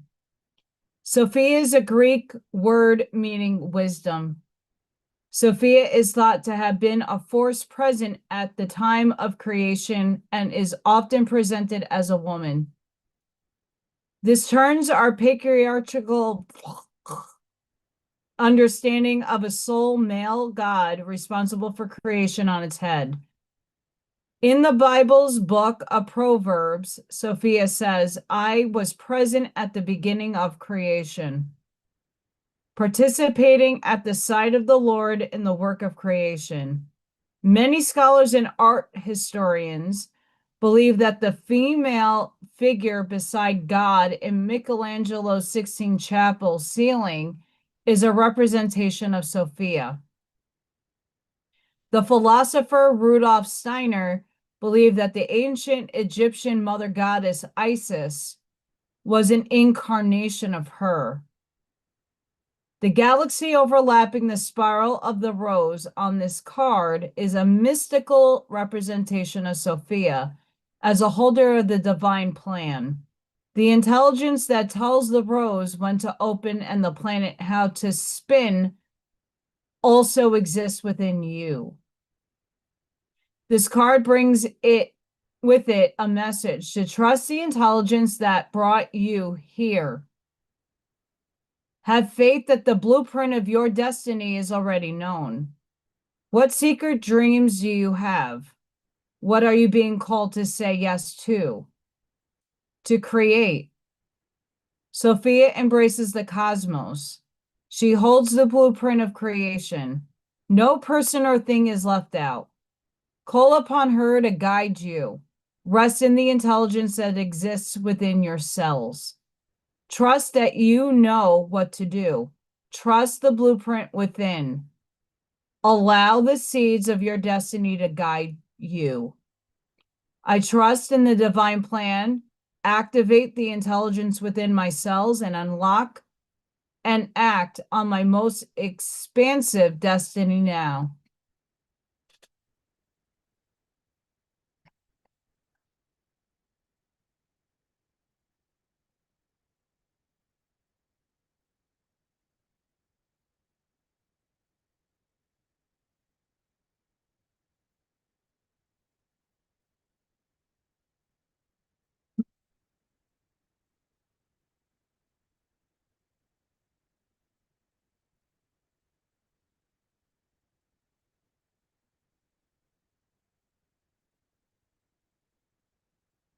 My energy has been an overwhelmed, fuck it all, I'm done. Things need to change and they need to change now. That's where I'm at.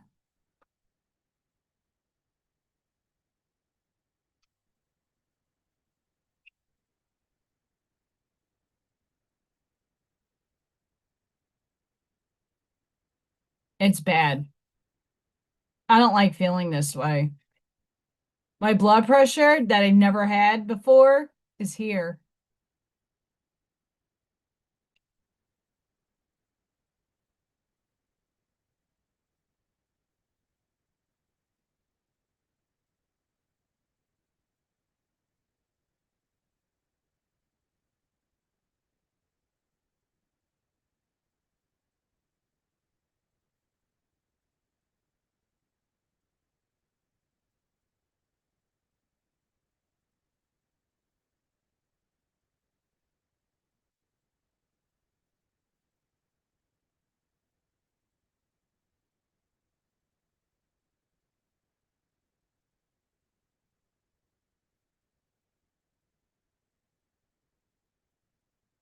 Whenever you talk to us, it never goes unheard.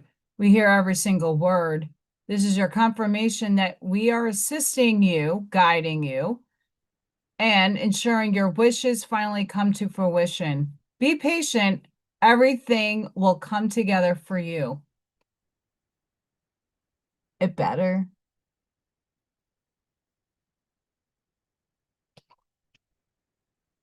You're doing your best, and that is enough. Any difficulties you face will not last forever. Release the thoughts and feelings that don't feel good. Focus all of your energy on love, happiness, and your hopes and dreams.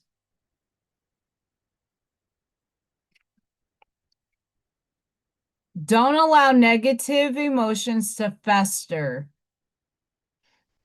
If you are feeling frustrated, angry, or hurt, for example, just acknowledge that instead of fighting your feelings, go with them and work with them. Then true healing can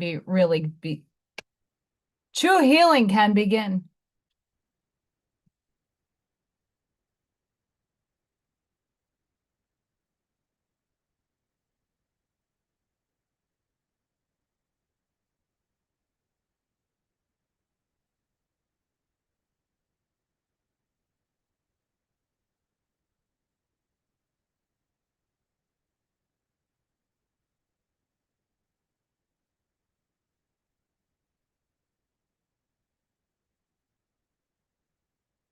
I have a lot of cards, and they all seem to want to fall.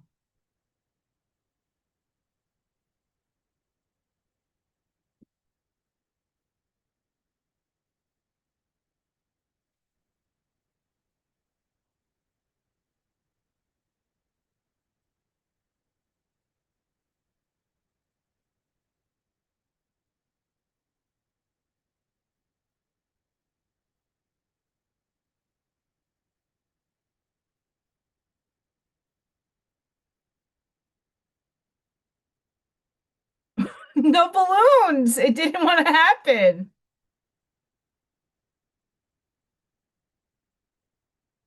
Yay.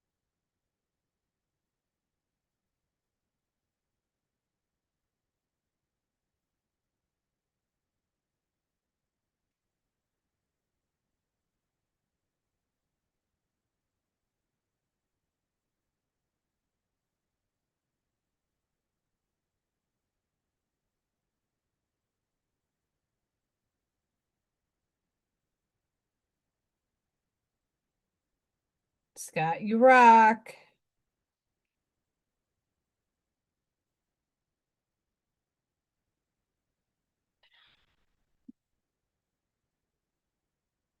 I love that movie.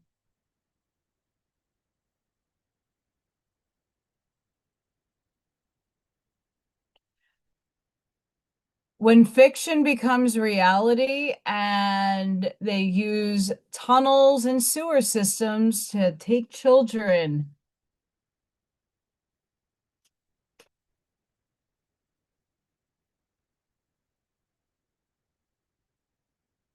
Hi, Farley.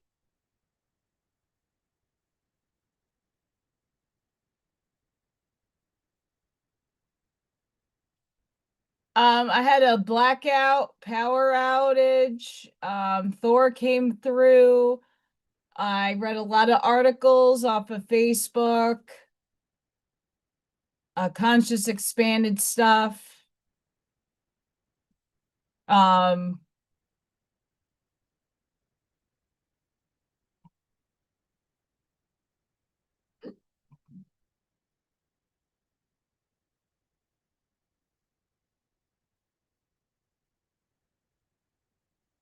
Here's another beautiful one. We looked at spirit. One of the greatest gifts in the world is the ability to help others see past the illusion and recognize the divinity within.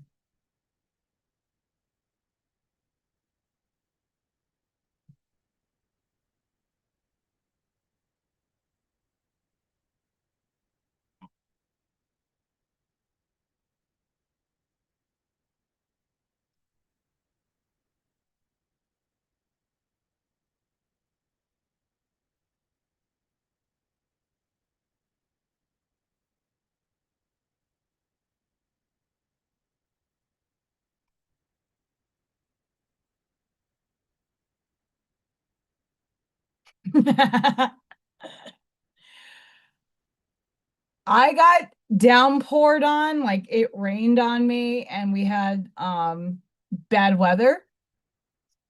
So I had to take a shower. And it was 74 degrees here in Northwest Indiana. That's like summer. It's great.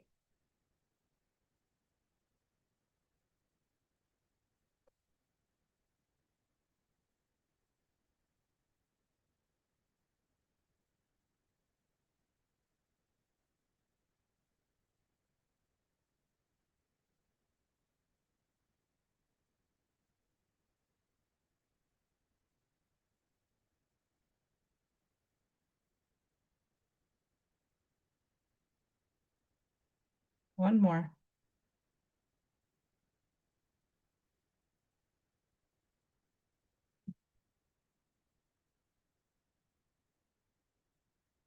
I'll take 74 degrees, Farley, any day of the week.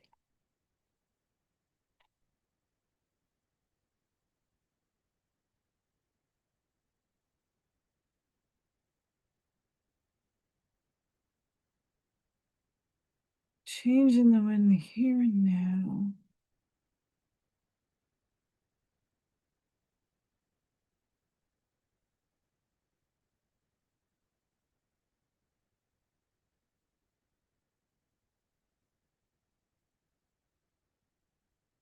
I like these cards because I don't go by the book. I usually always do, but I don't with this. A change is in the wind.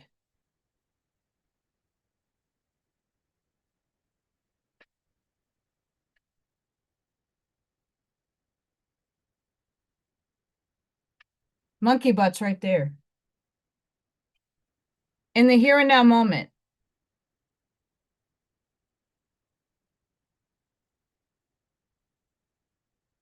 Oh, look, there's my college degree. Be fair. Be balanced. You might receive a message, a synchronicity, or something. There's a mending of friendships, relationships, whatever have you. There's a mending of some sort happening in your life. The talk, the tick, the talk, the tick, the talk.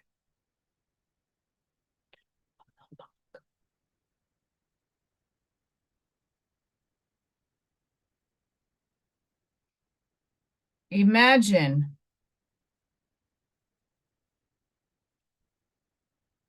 because it brings you to your milk and honey.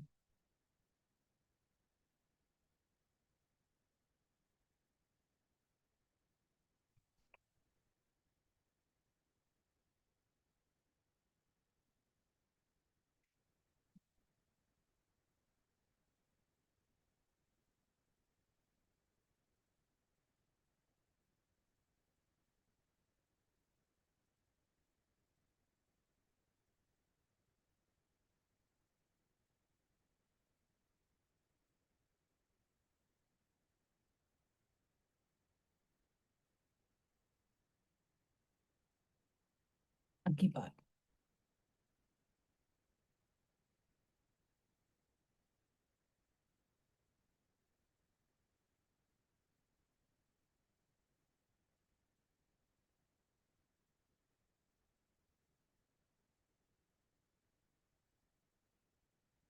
I forgot what it's going back down to.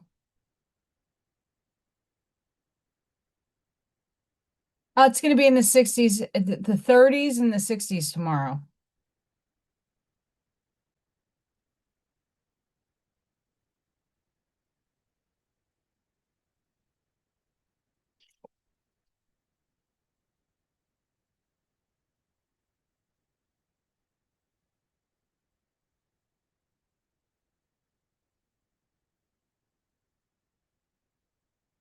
Anything's doable.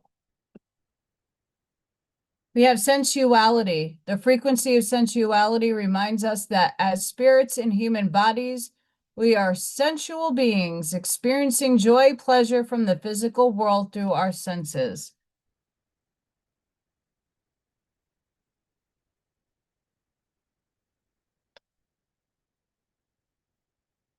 Abundance. The energy of abundance activates our ability to manifest the wealth we need and the sense of fulfillment that comes from a heart and soul that overflow with love and gratitude.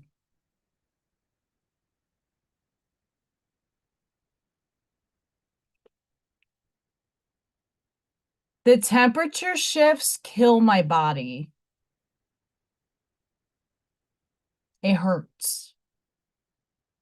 We have attraction. The energy of attraction amplifies qualities that attract and support us on our journey toward inner balance and harmony.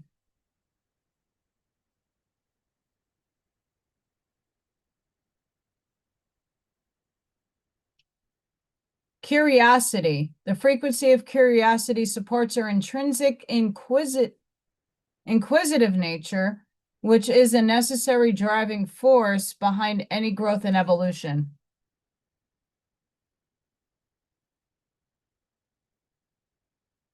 You're in yeah, you're south of us.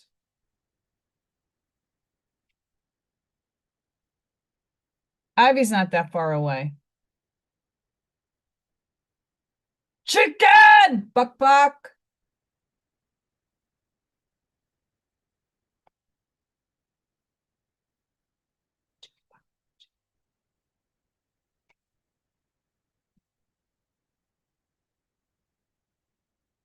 No, it's gonna be gloomy tomorrow. It's gonna rain here all day.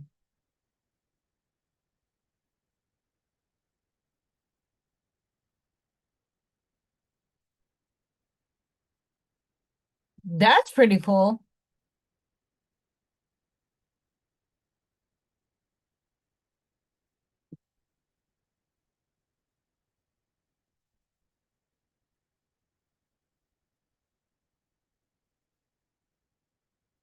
See, Kathy, when I was in Arizona, visiting my aunt back when I had one, because she's disowned.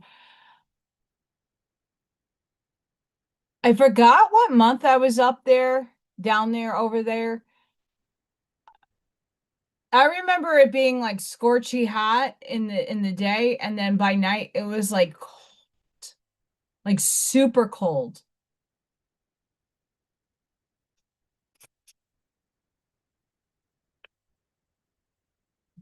Couldn't quite handle it.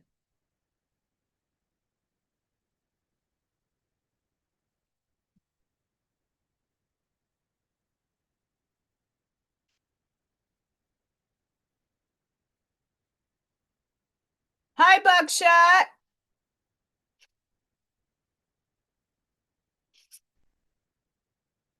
Buckshot. What's going on?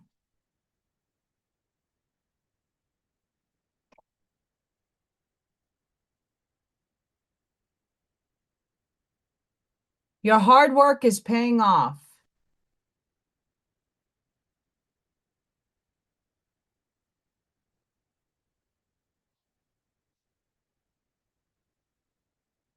Communication is key.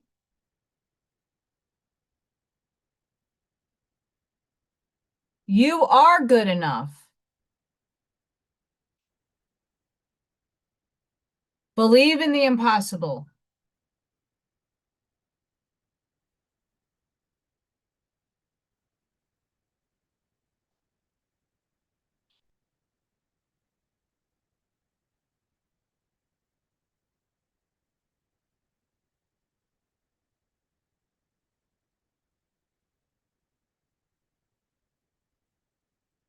And for our channel members, you got an Oracle card reading coming this weekend. I just don't know when. Depends on the energy, because we had a blackout earlier. And this is live number 2. And then Zoom failed on me already. It's one of those nights.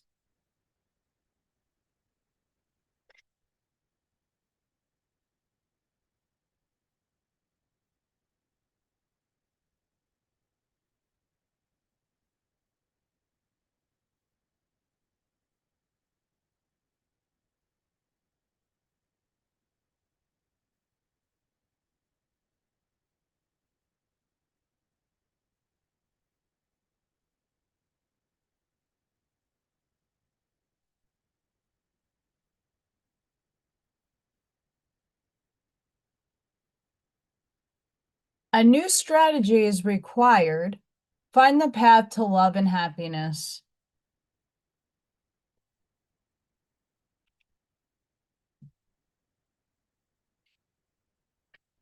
Follow your vision. Never lose sight of what is really important.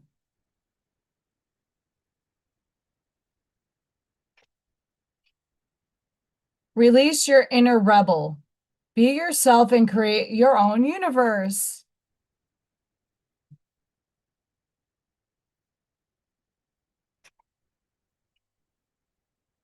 A partnership for the new age. It's time to welcome it.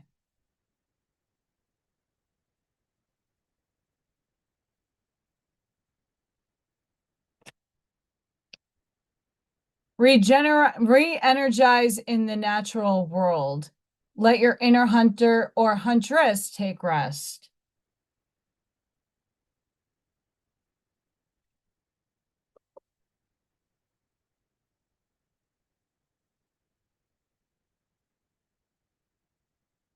It's a little Freya.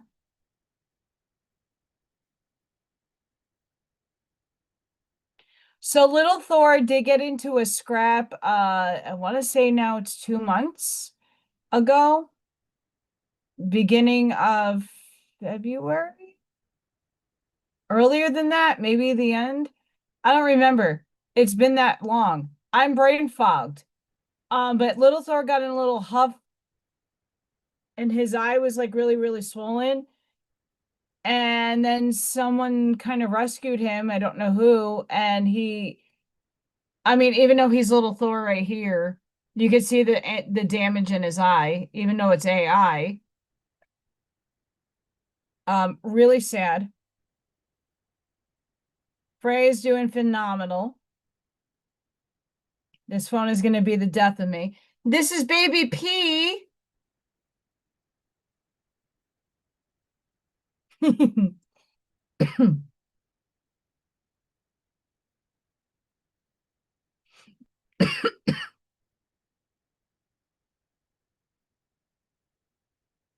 Frey is really good.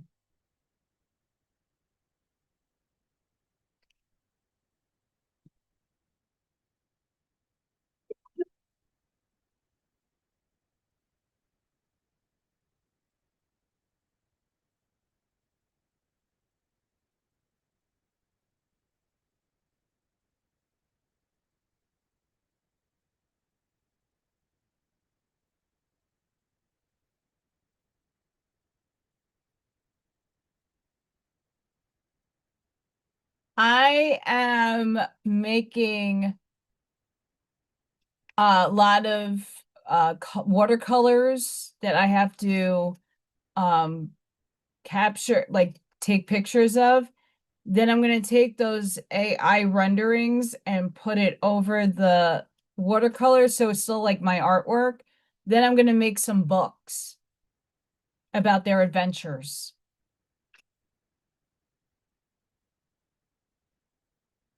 And I'm going to use that AI with obviously it's Freya and Little Thor, and I'm just asking it to make it a superhero or put it in the Stargate, and they're going to go on adventures.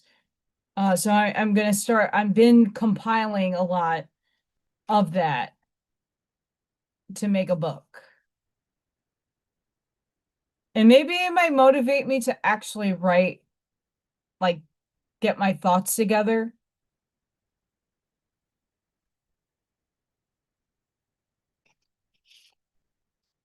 Yeah, I'm like trying to do different to get different, and it hasn't worked out so far, but we're just kicking the can as far as it can go. Ooh, one more. Of course, temperance. Fuck. Major Arcana over here. We have the Nine of Swords. I'm not a fan of this card. Time to get out, ground, and relax. Stop letting your surrounding circumstances keep you down. Face things head on.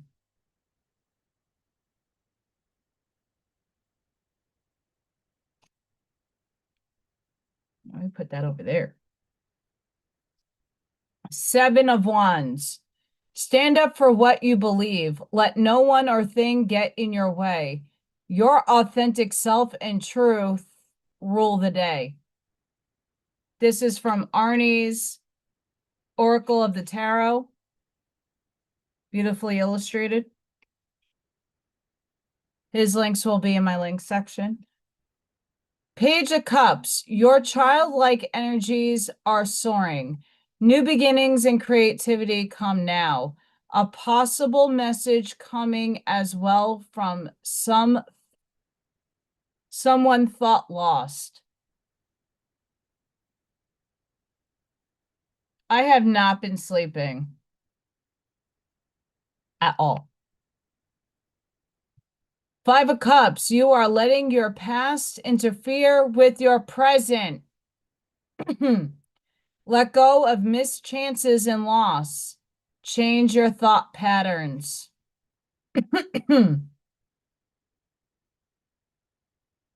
Hmm. Temperance. It is time for balance and harmony in your life. Have patience and let yourself heal. Stay in the moment.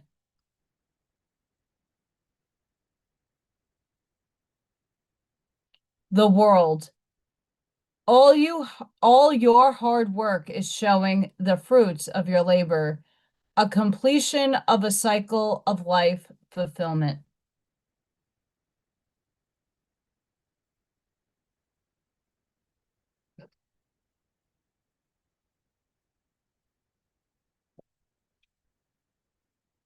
Well, 90% of the time it's me feeling this energetic overwhelm. I'm not happy with it.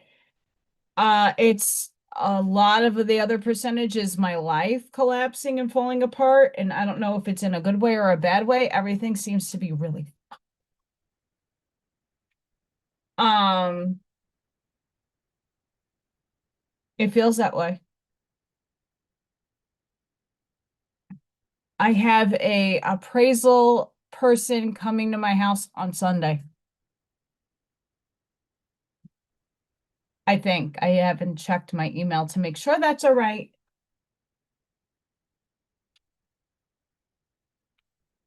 No, it's temperance. Just once.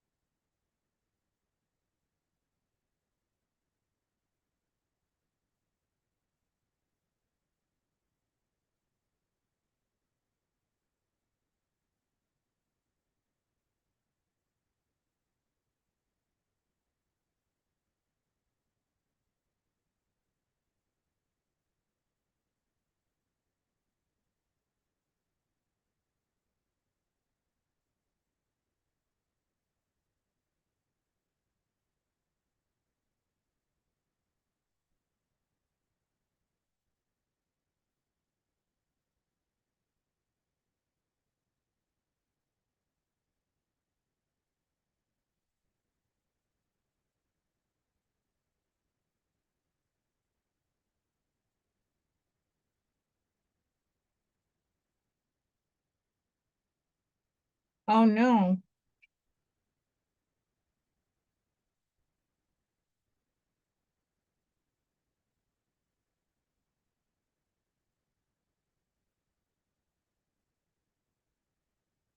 Let's see if I can pull some threes today.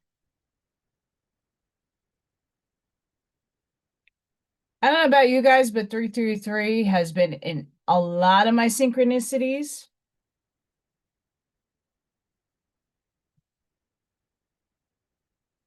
I'm not going to say too much longer. I do want to get some sleep. Maybe try to attempt to get sleep tonight. Attempt.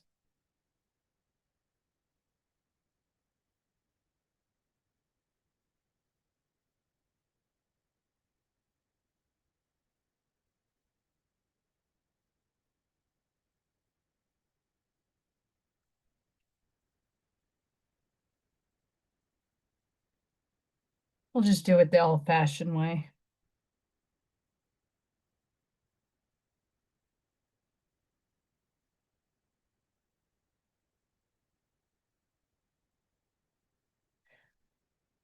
Funny, Ashmai, this morning passing the gas station, it had -777. Then the sign changed to 666. Then it changed to 555. And then it went back to $3.30.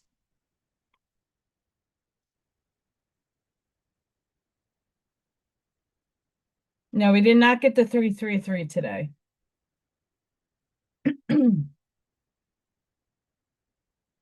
Mazel tov.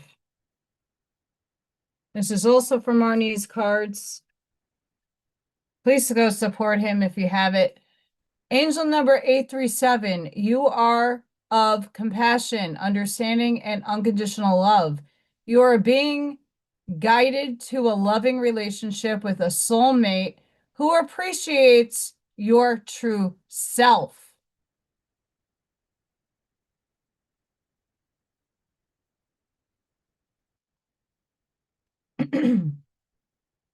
Nine, nine, nine. Completion and new beginnings, embracing change and challenges in relationships and career. Stand in reflection and growth.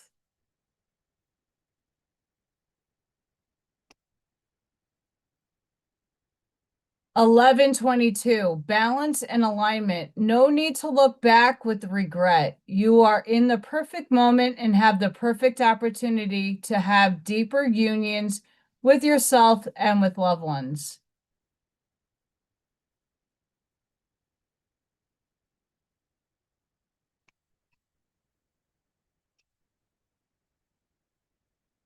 Six, three, seven. The angels are encouraging you to be of service to others, your friends, family, pets, and community. Be of service to those around you.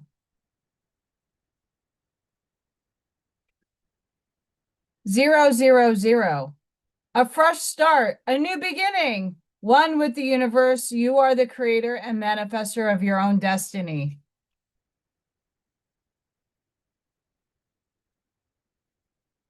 2022. Focus on partnership, connections, love, relationships, and anything that involves energies with others.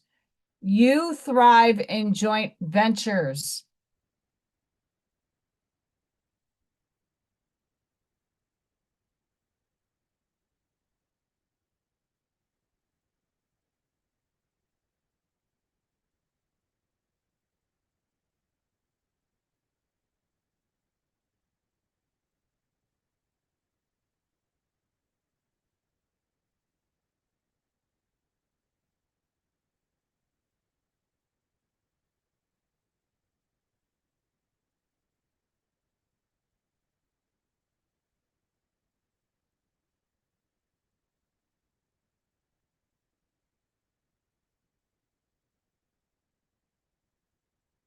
And just for those in the background, please don't forget to like, share, subscribe, hype any one of my videos. It doesn't need to be this one. Do whatever heart aligns with you. It helps me get out there and grow the channel. If you're interested in liking what I'm doing with the Oracle cards, I do have memberships. I charge $40 for an hour reading, and you're getting an hour plus every weekend. It's a collective, but I don't have as many channel members right now, so I could tap into your energy, and you'll probably get a lot out of those readings. So just consider it. Also, if you are interested, there's been a lot of changes in the startup that I'm a part of, People for People. They have this big thing next week. If you're interested, I can send you a flyer and a link-a-doodle, a little video. And once I get the link, if you're interested in viewing it and seeing more information about it, please reach out to me. I might post it if I have the links right in the links section.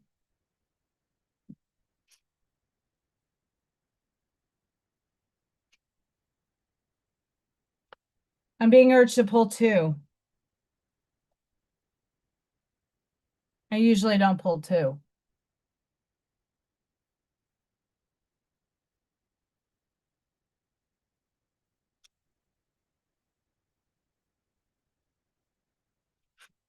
We have Kenaz. Beacon Fire. This card strongly associated with fire. Fire brings warmth and light in a literal sense, but it can also represent intellectual and spiritual illumination. This card indicates sudden insight, an outpouring of creativity, and those aha moments of awareness and clarity. If you are experiencing confusion or stagnation, this card may represent the promise of light at the end of the tunnel, or signify that an amazing breakthrough has already occurred or is imminent in some area of your life. When that enlightenment comes, you must seize the moment. It is the optimum time to initiate new projects, creative pursuits, or relationships. This card also contains a warning, however. Fire is life and brings light into our lives, but it can also burn and destroy. Drawing this card could indicate that something needs definitely to end or be destroyed before there can be new beginnings or a period of growth.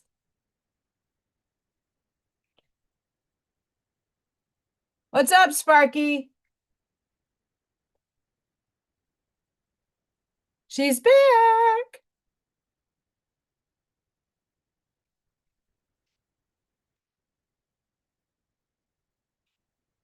I'm so glad I wasn't doing laundry when I lost power.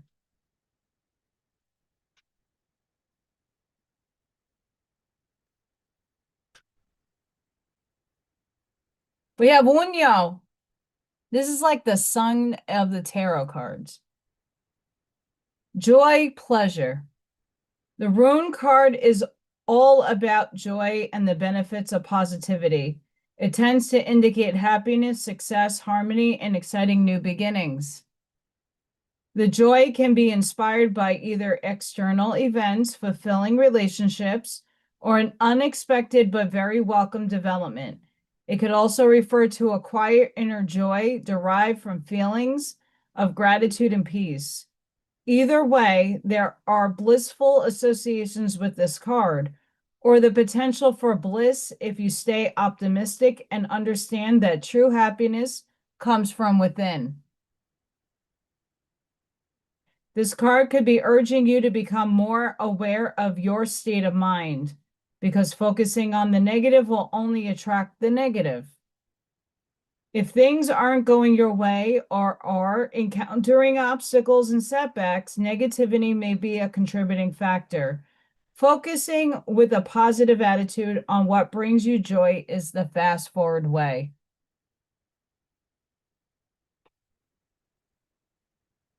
This is an interesting outfit, by the way.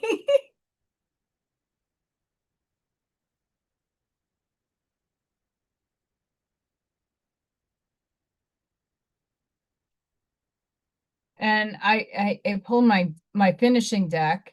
We got Fox Spirit. Think on your feet.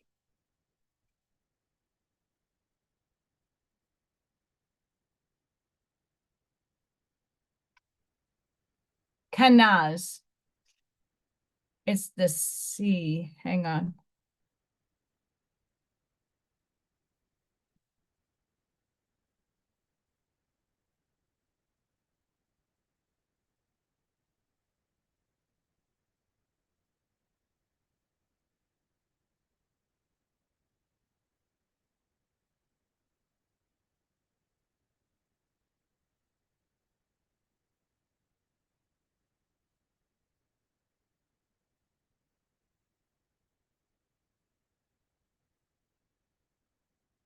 I have rune dice.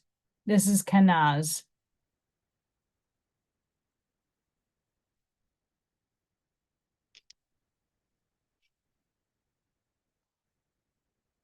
And this is my throwing mat.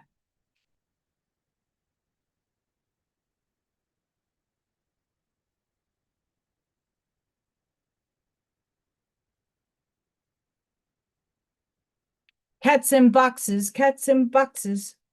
I have a rocket in my pocket. I got a rocket in my pocket.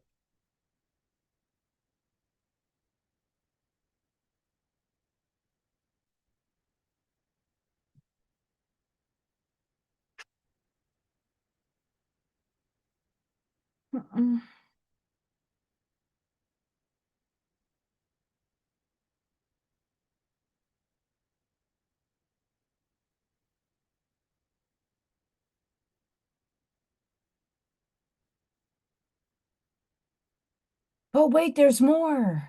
Before I do an ending, this is another thing I wanted to read to you guys. The stabilized field. There was a time when your expanded state required constant attention. Every morning you consciously chose your frequency.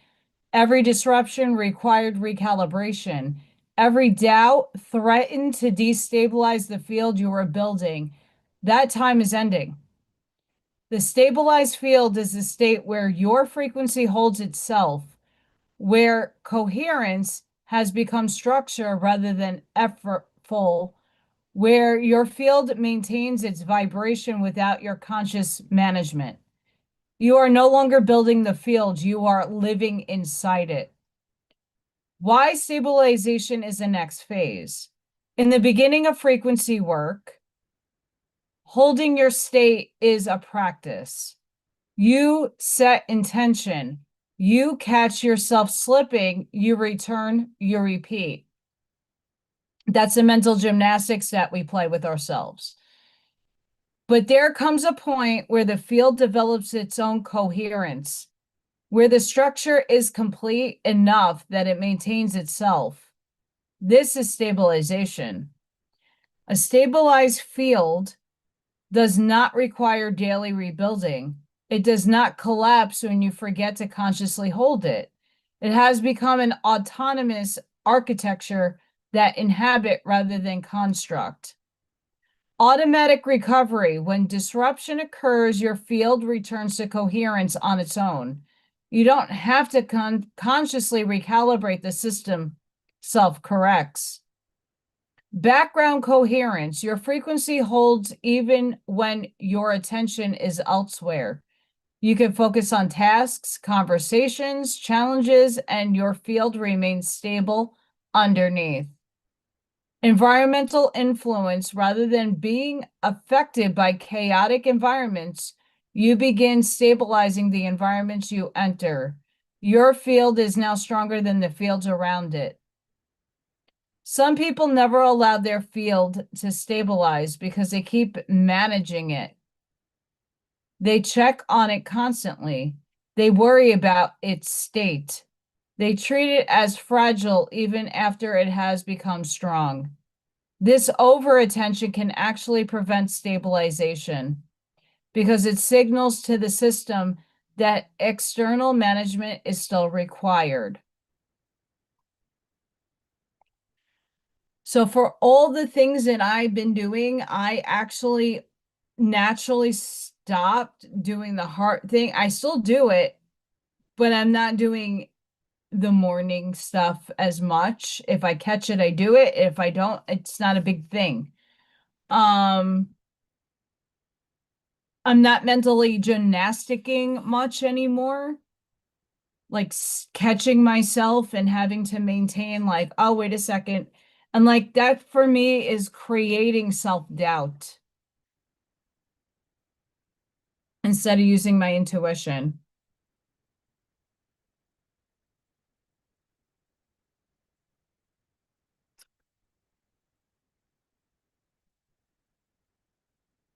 IBS.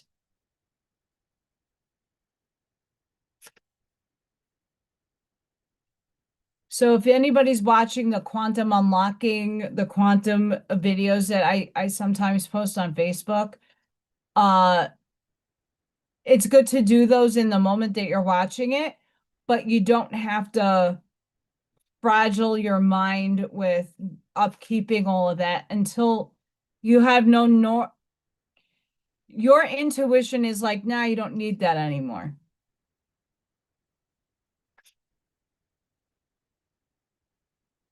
Because that's just telling you you're stable enough in your frequency and your coherence, and you finally, I'm like, when is my bringing and collapsing down the heaven to earth thing gonna happen? You're very welcome.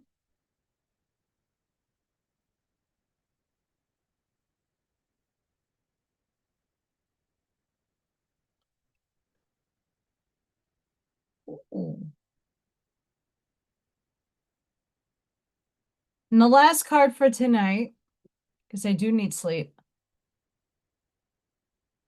And yes, all the caffeine I consume, I can sleep.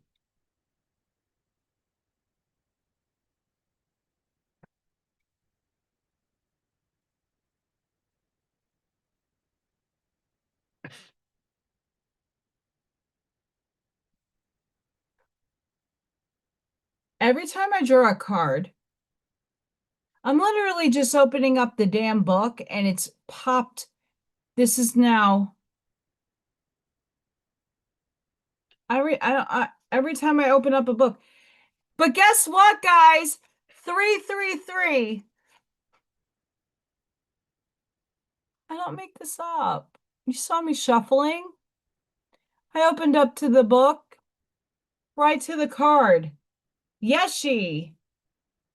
You shall overcome all obstacles. Success is imminent. So stay connected to your path no matter what and continue to apply yourself. Allow your spiritual path to support you in all areas of your life. Live by your spiritual beliefs. Seek out the support of your spiritual brothers and sisters for help when needed, but also trust that you are intimately and directly connected to the powerful divine light within. There can be a dramatic healing breakthrough when you rely upon your spiritual connection.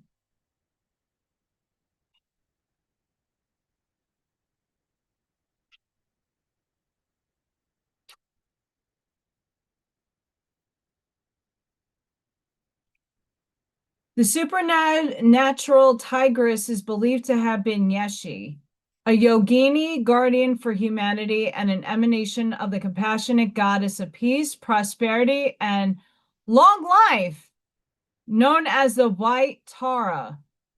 Yeshi, its power is that of the tiger, Siddha, or medicine of spirit tiger. Her presence in a reading indicates that a boldness of spirit and willingness to engage your challenges will create the path of an inevitable success. She represents our ability to generate the spiritual power necessary to accomplish what needs to manifest for the greatest good. This oracle encourages you to call upon your higher spiritual guides for assistance. This empowers them to bring their light to the world through you, for you to grow in your own spiritual advance too.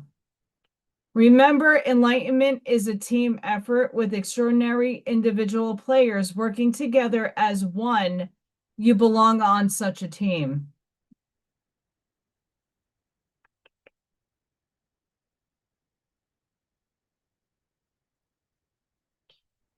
Tiger is a spirit for a symbol navigating treacherous territory and the triumph of light over darkness.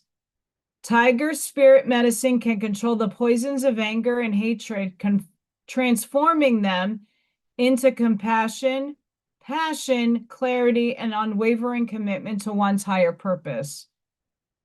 The Oracle of Yeshi, I am not pronouncing that last, 333, augurs empowerment and healing by assuming a confident attitude and taking steps forward. It indicates that a negative time is drawing to a close and encourages commitment to the task of overcoming negativities through spiritual practices suited to you. It does not matter if you feel like a beginner or an uncertain of how to meditate. For example, yes, she became enlightened because she made progress one step at a time, attracting the right teachers and guides to assist her. You have the precious gift of such a path. It is a good karma to have such a path and creates further good karma when you pursue it. The repeated three symbols that all manner of assistance and support will be granted to ensure your obtainment. This will include the gifts of appropriate teachings and teachers, friends, healers, synchronistic circumstances, and opportunities. Trust the universe and go for what you want with boldness and courage.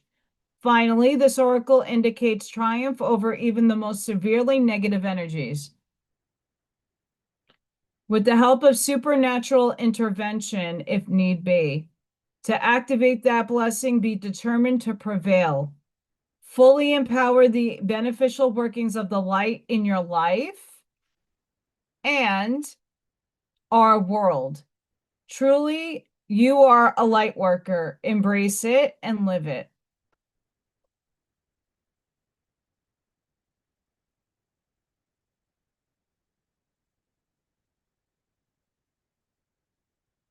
Oh, that sounds really good, Miss Sparky.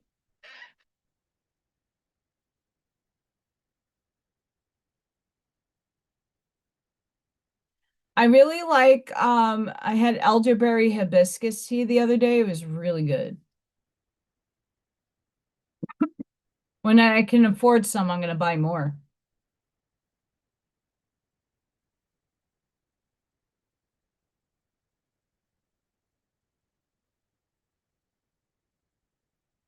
I just want to see if there's anything last I want to do.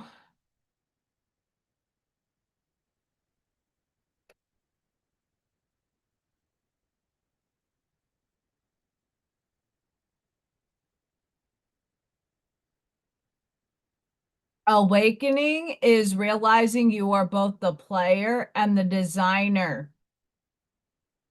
Validation, here we are. I've told all of you, we created all of it, and now we're playing in it.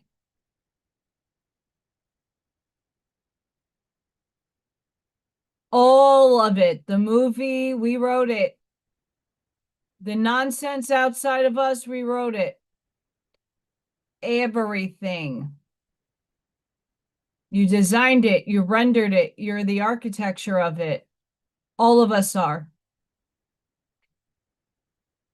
When you understand that to a greater depth, you get to decide what you put your attention to create even more.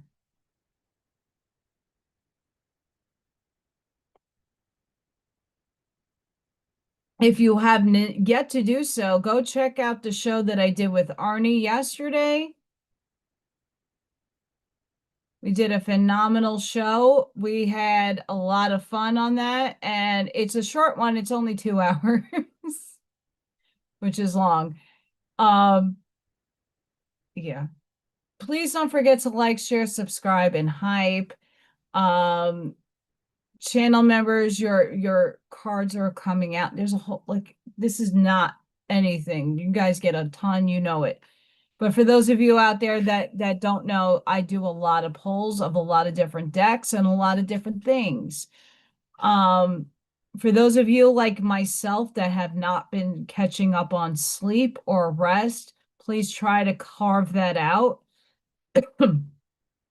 Um, brain fog is a real thing. I'm in that brain fog. I can't recall certain things.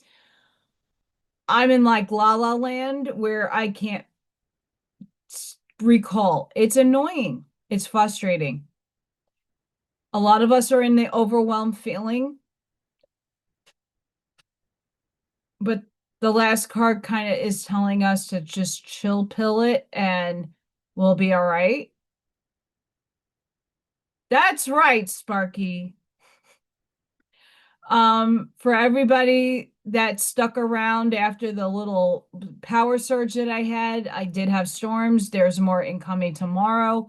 Um, we'll play everything out by ear, but I just want to thank each and every one of you for showing up, being consistent. We miss a lot of you that have not been around in the chats. This is a community of love and we share each other. So check out my links section. Arnie's information, Michael Zinn's information. I have to see if it's there. It's on some videos. I have a lot of crap. It's not crap, it's beautiful things. Fluid Pour Patriots there, Mr. Greg and Lisa. A lot of other people's information is there. So, and Scott's channel, go check out Scott. He's going through Utah with you and showing you kitties and wildlife. It's phenomenal and it's a nice breath of fresh air. Go check out his channel. The link is also in my links. Please subscribe. Helping out. Just be kind to yourself. The energy is going to increase. We have a lot. We're still in the shadow. We're still in Mercury in the microwave. It's hitting me hard. My scanner, to documents, to insanity. So just please anchor, ground your energy. Sending each and every one of you love, light, compassion, grace, shielding, and protective energy. Please go within. Be the shoulders. Be the lighthouse. Sprinkle and seed your truths. Light your path forward. I hope all of you have a blessed and beautiful weekend and night and day wherever you are. I will be on at some point Tuesday, perhaps. We'll see. But I will be live on Tuesday. That there might be some announcements incoming, but it hasn't trickulated yet. So we'll see. But thank you everybody for coming. I am very blessed and I'm grateful for all of you.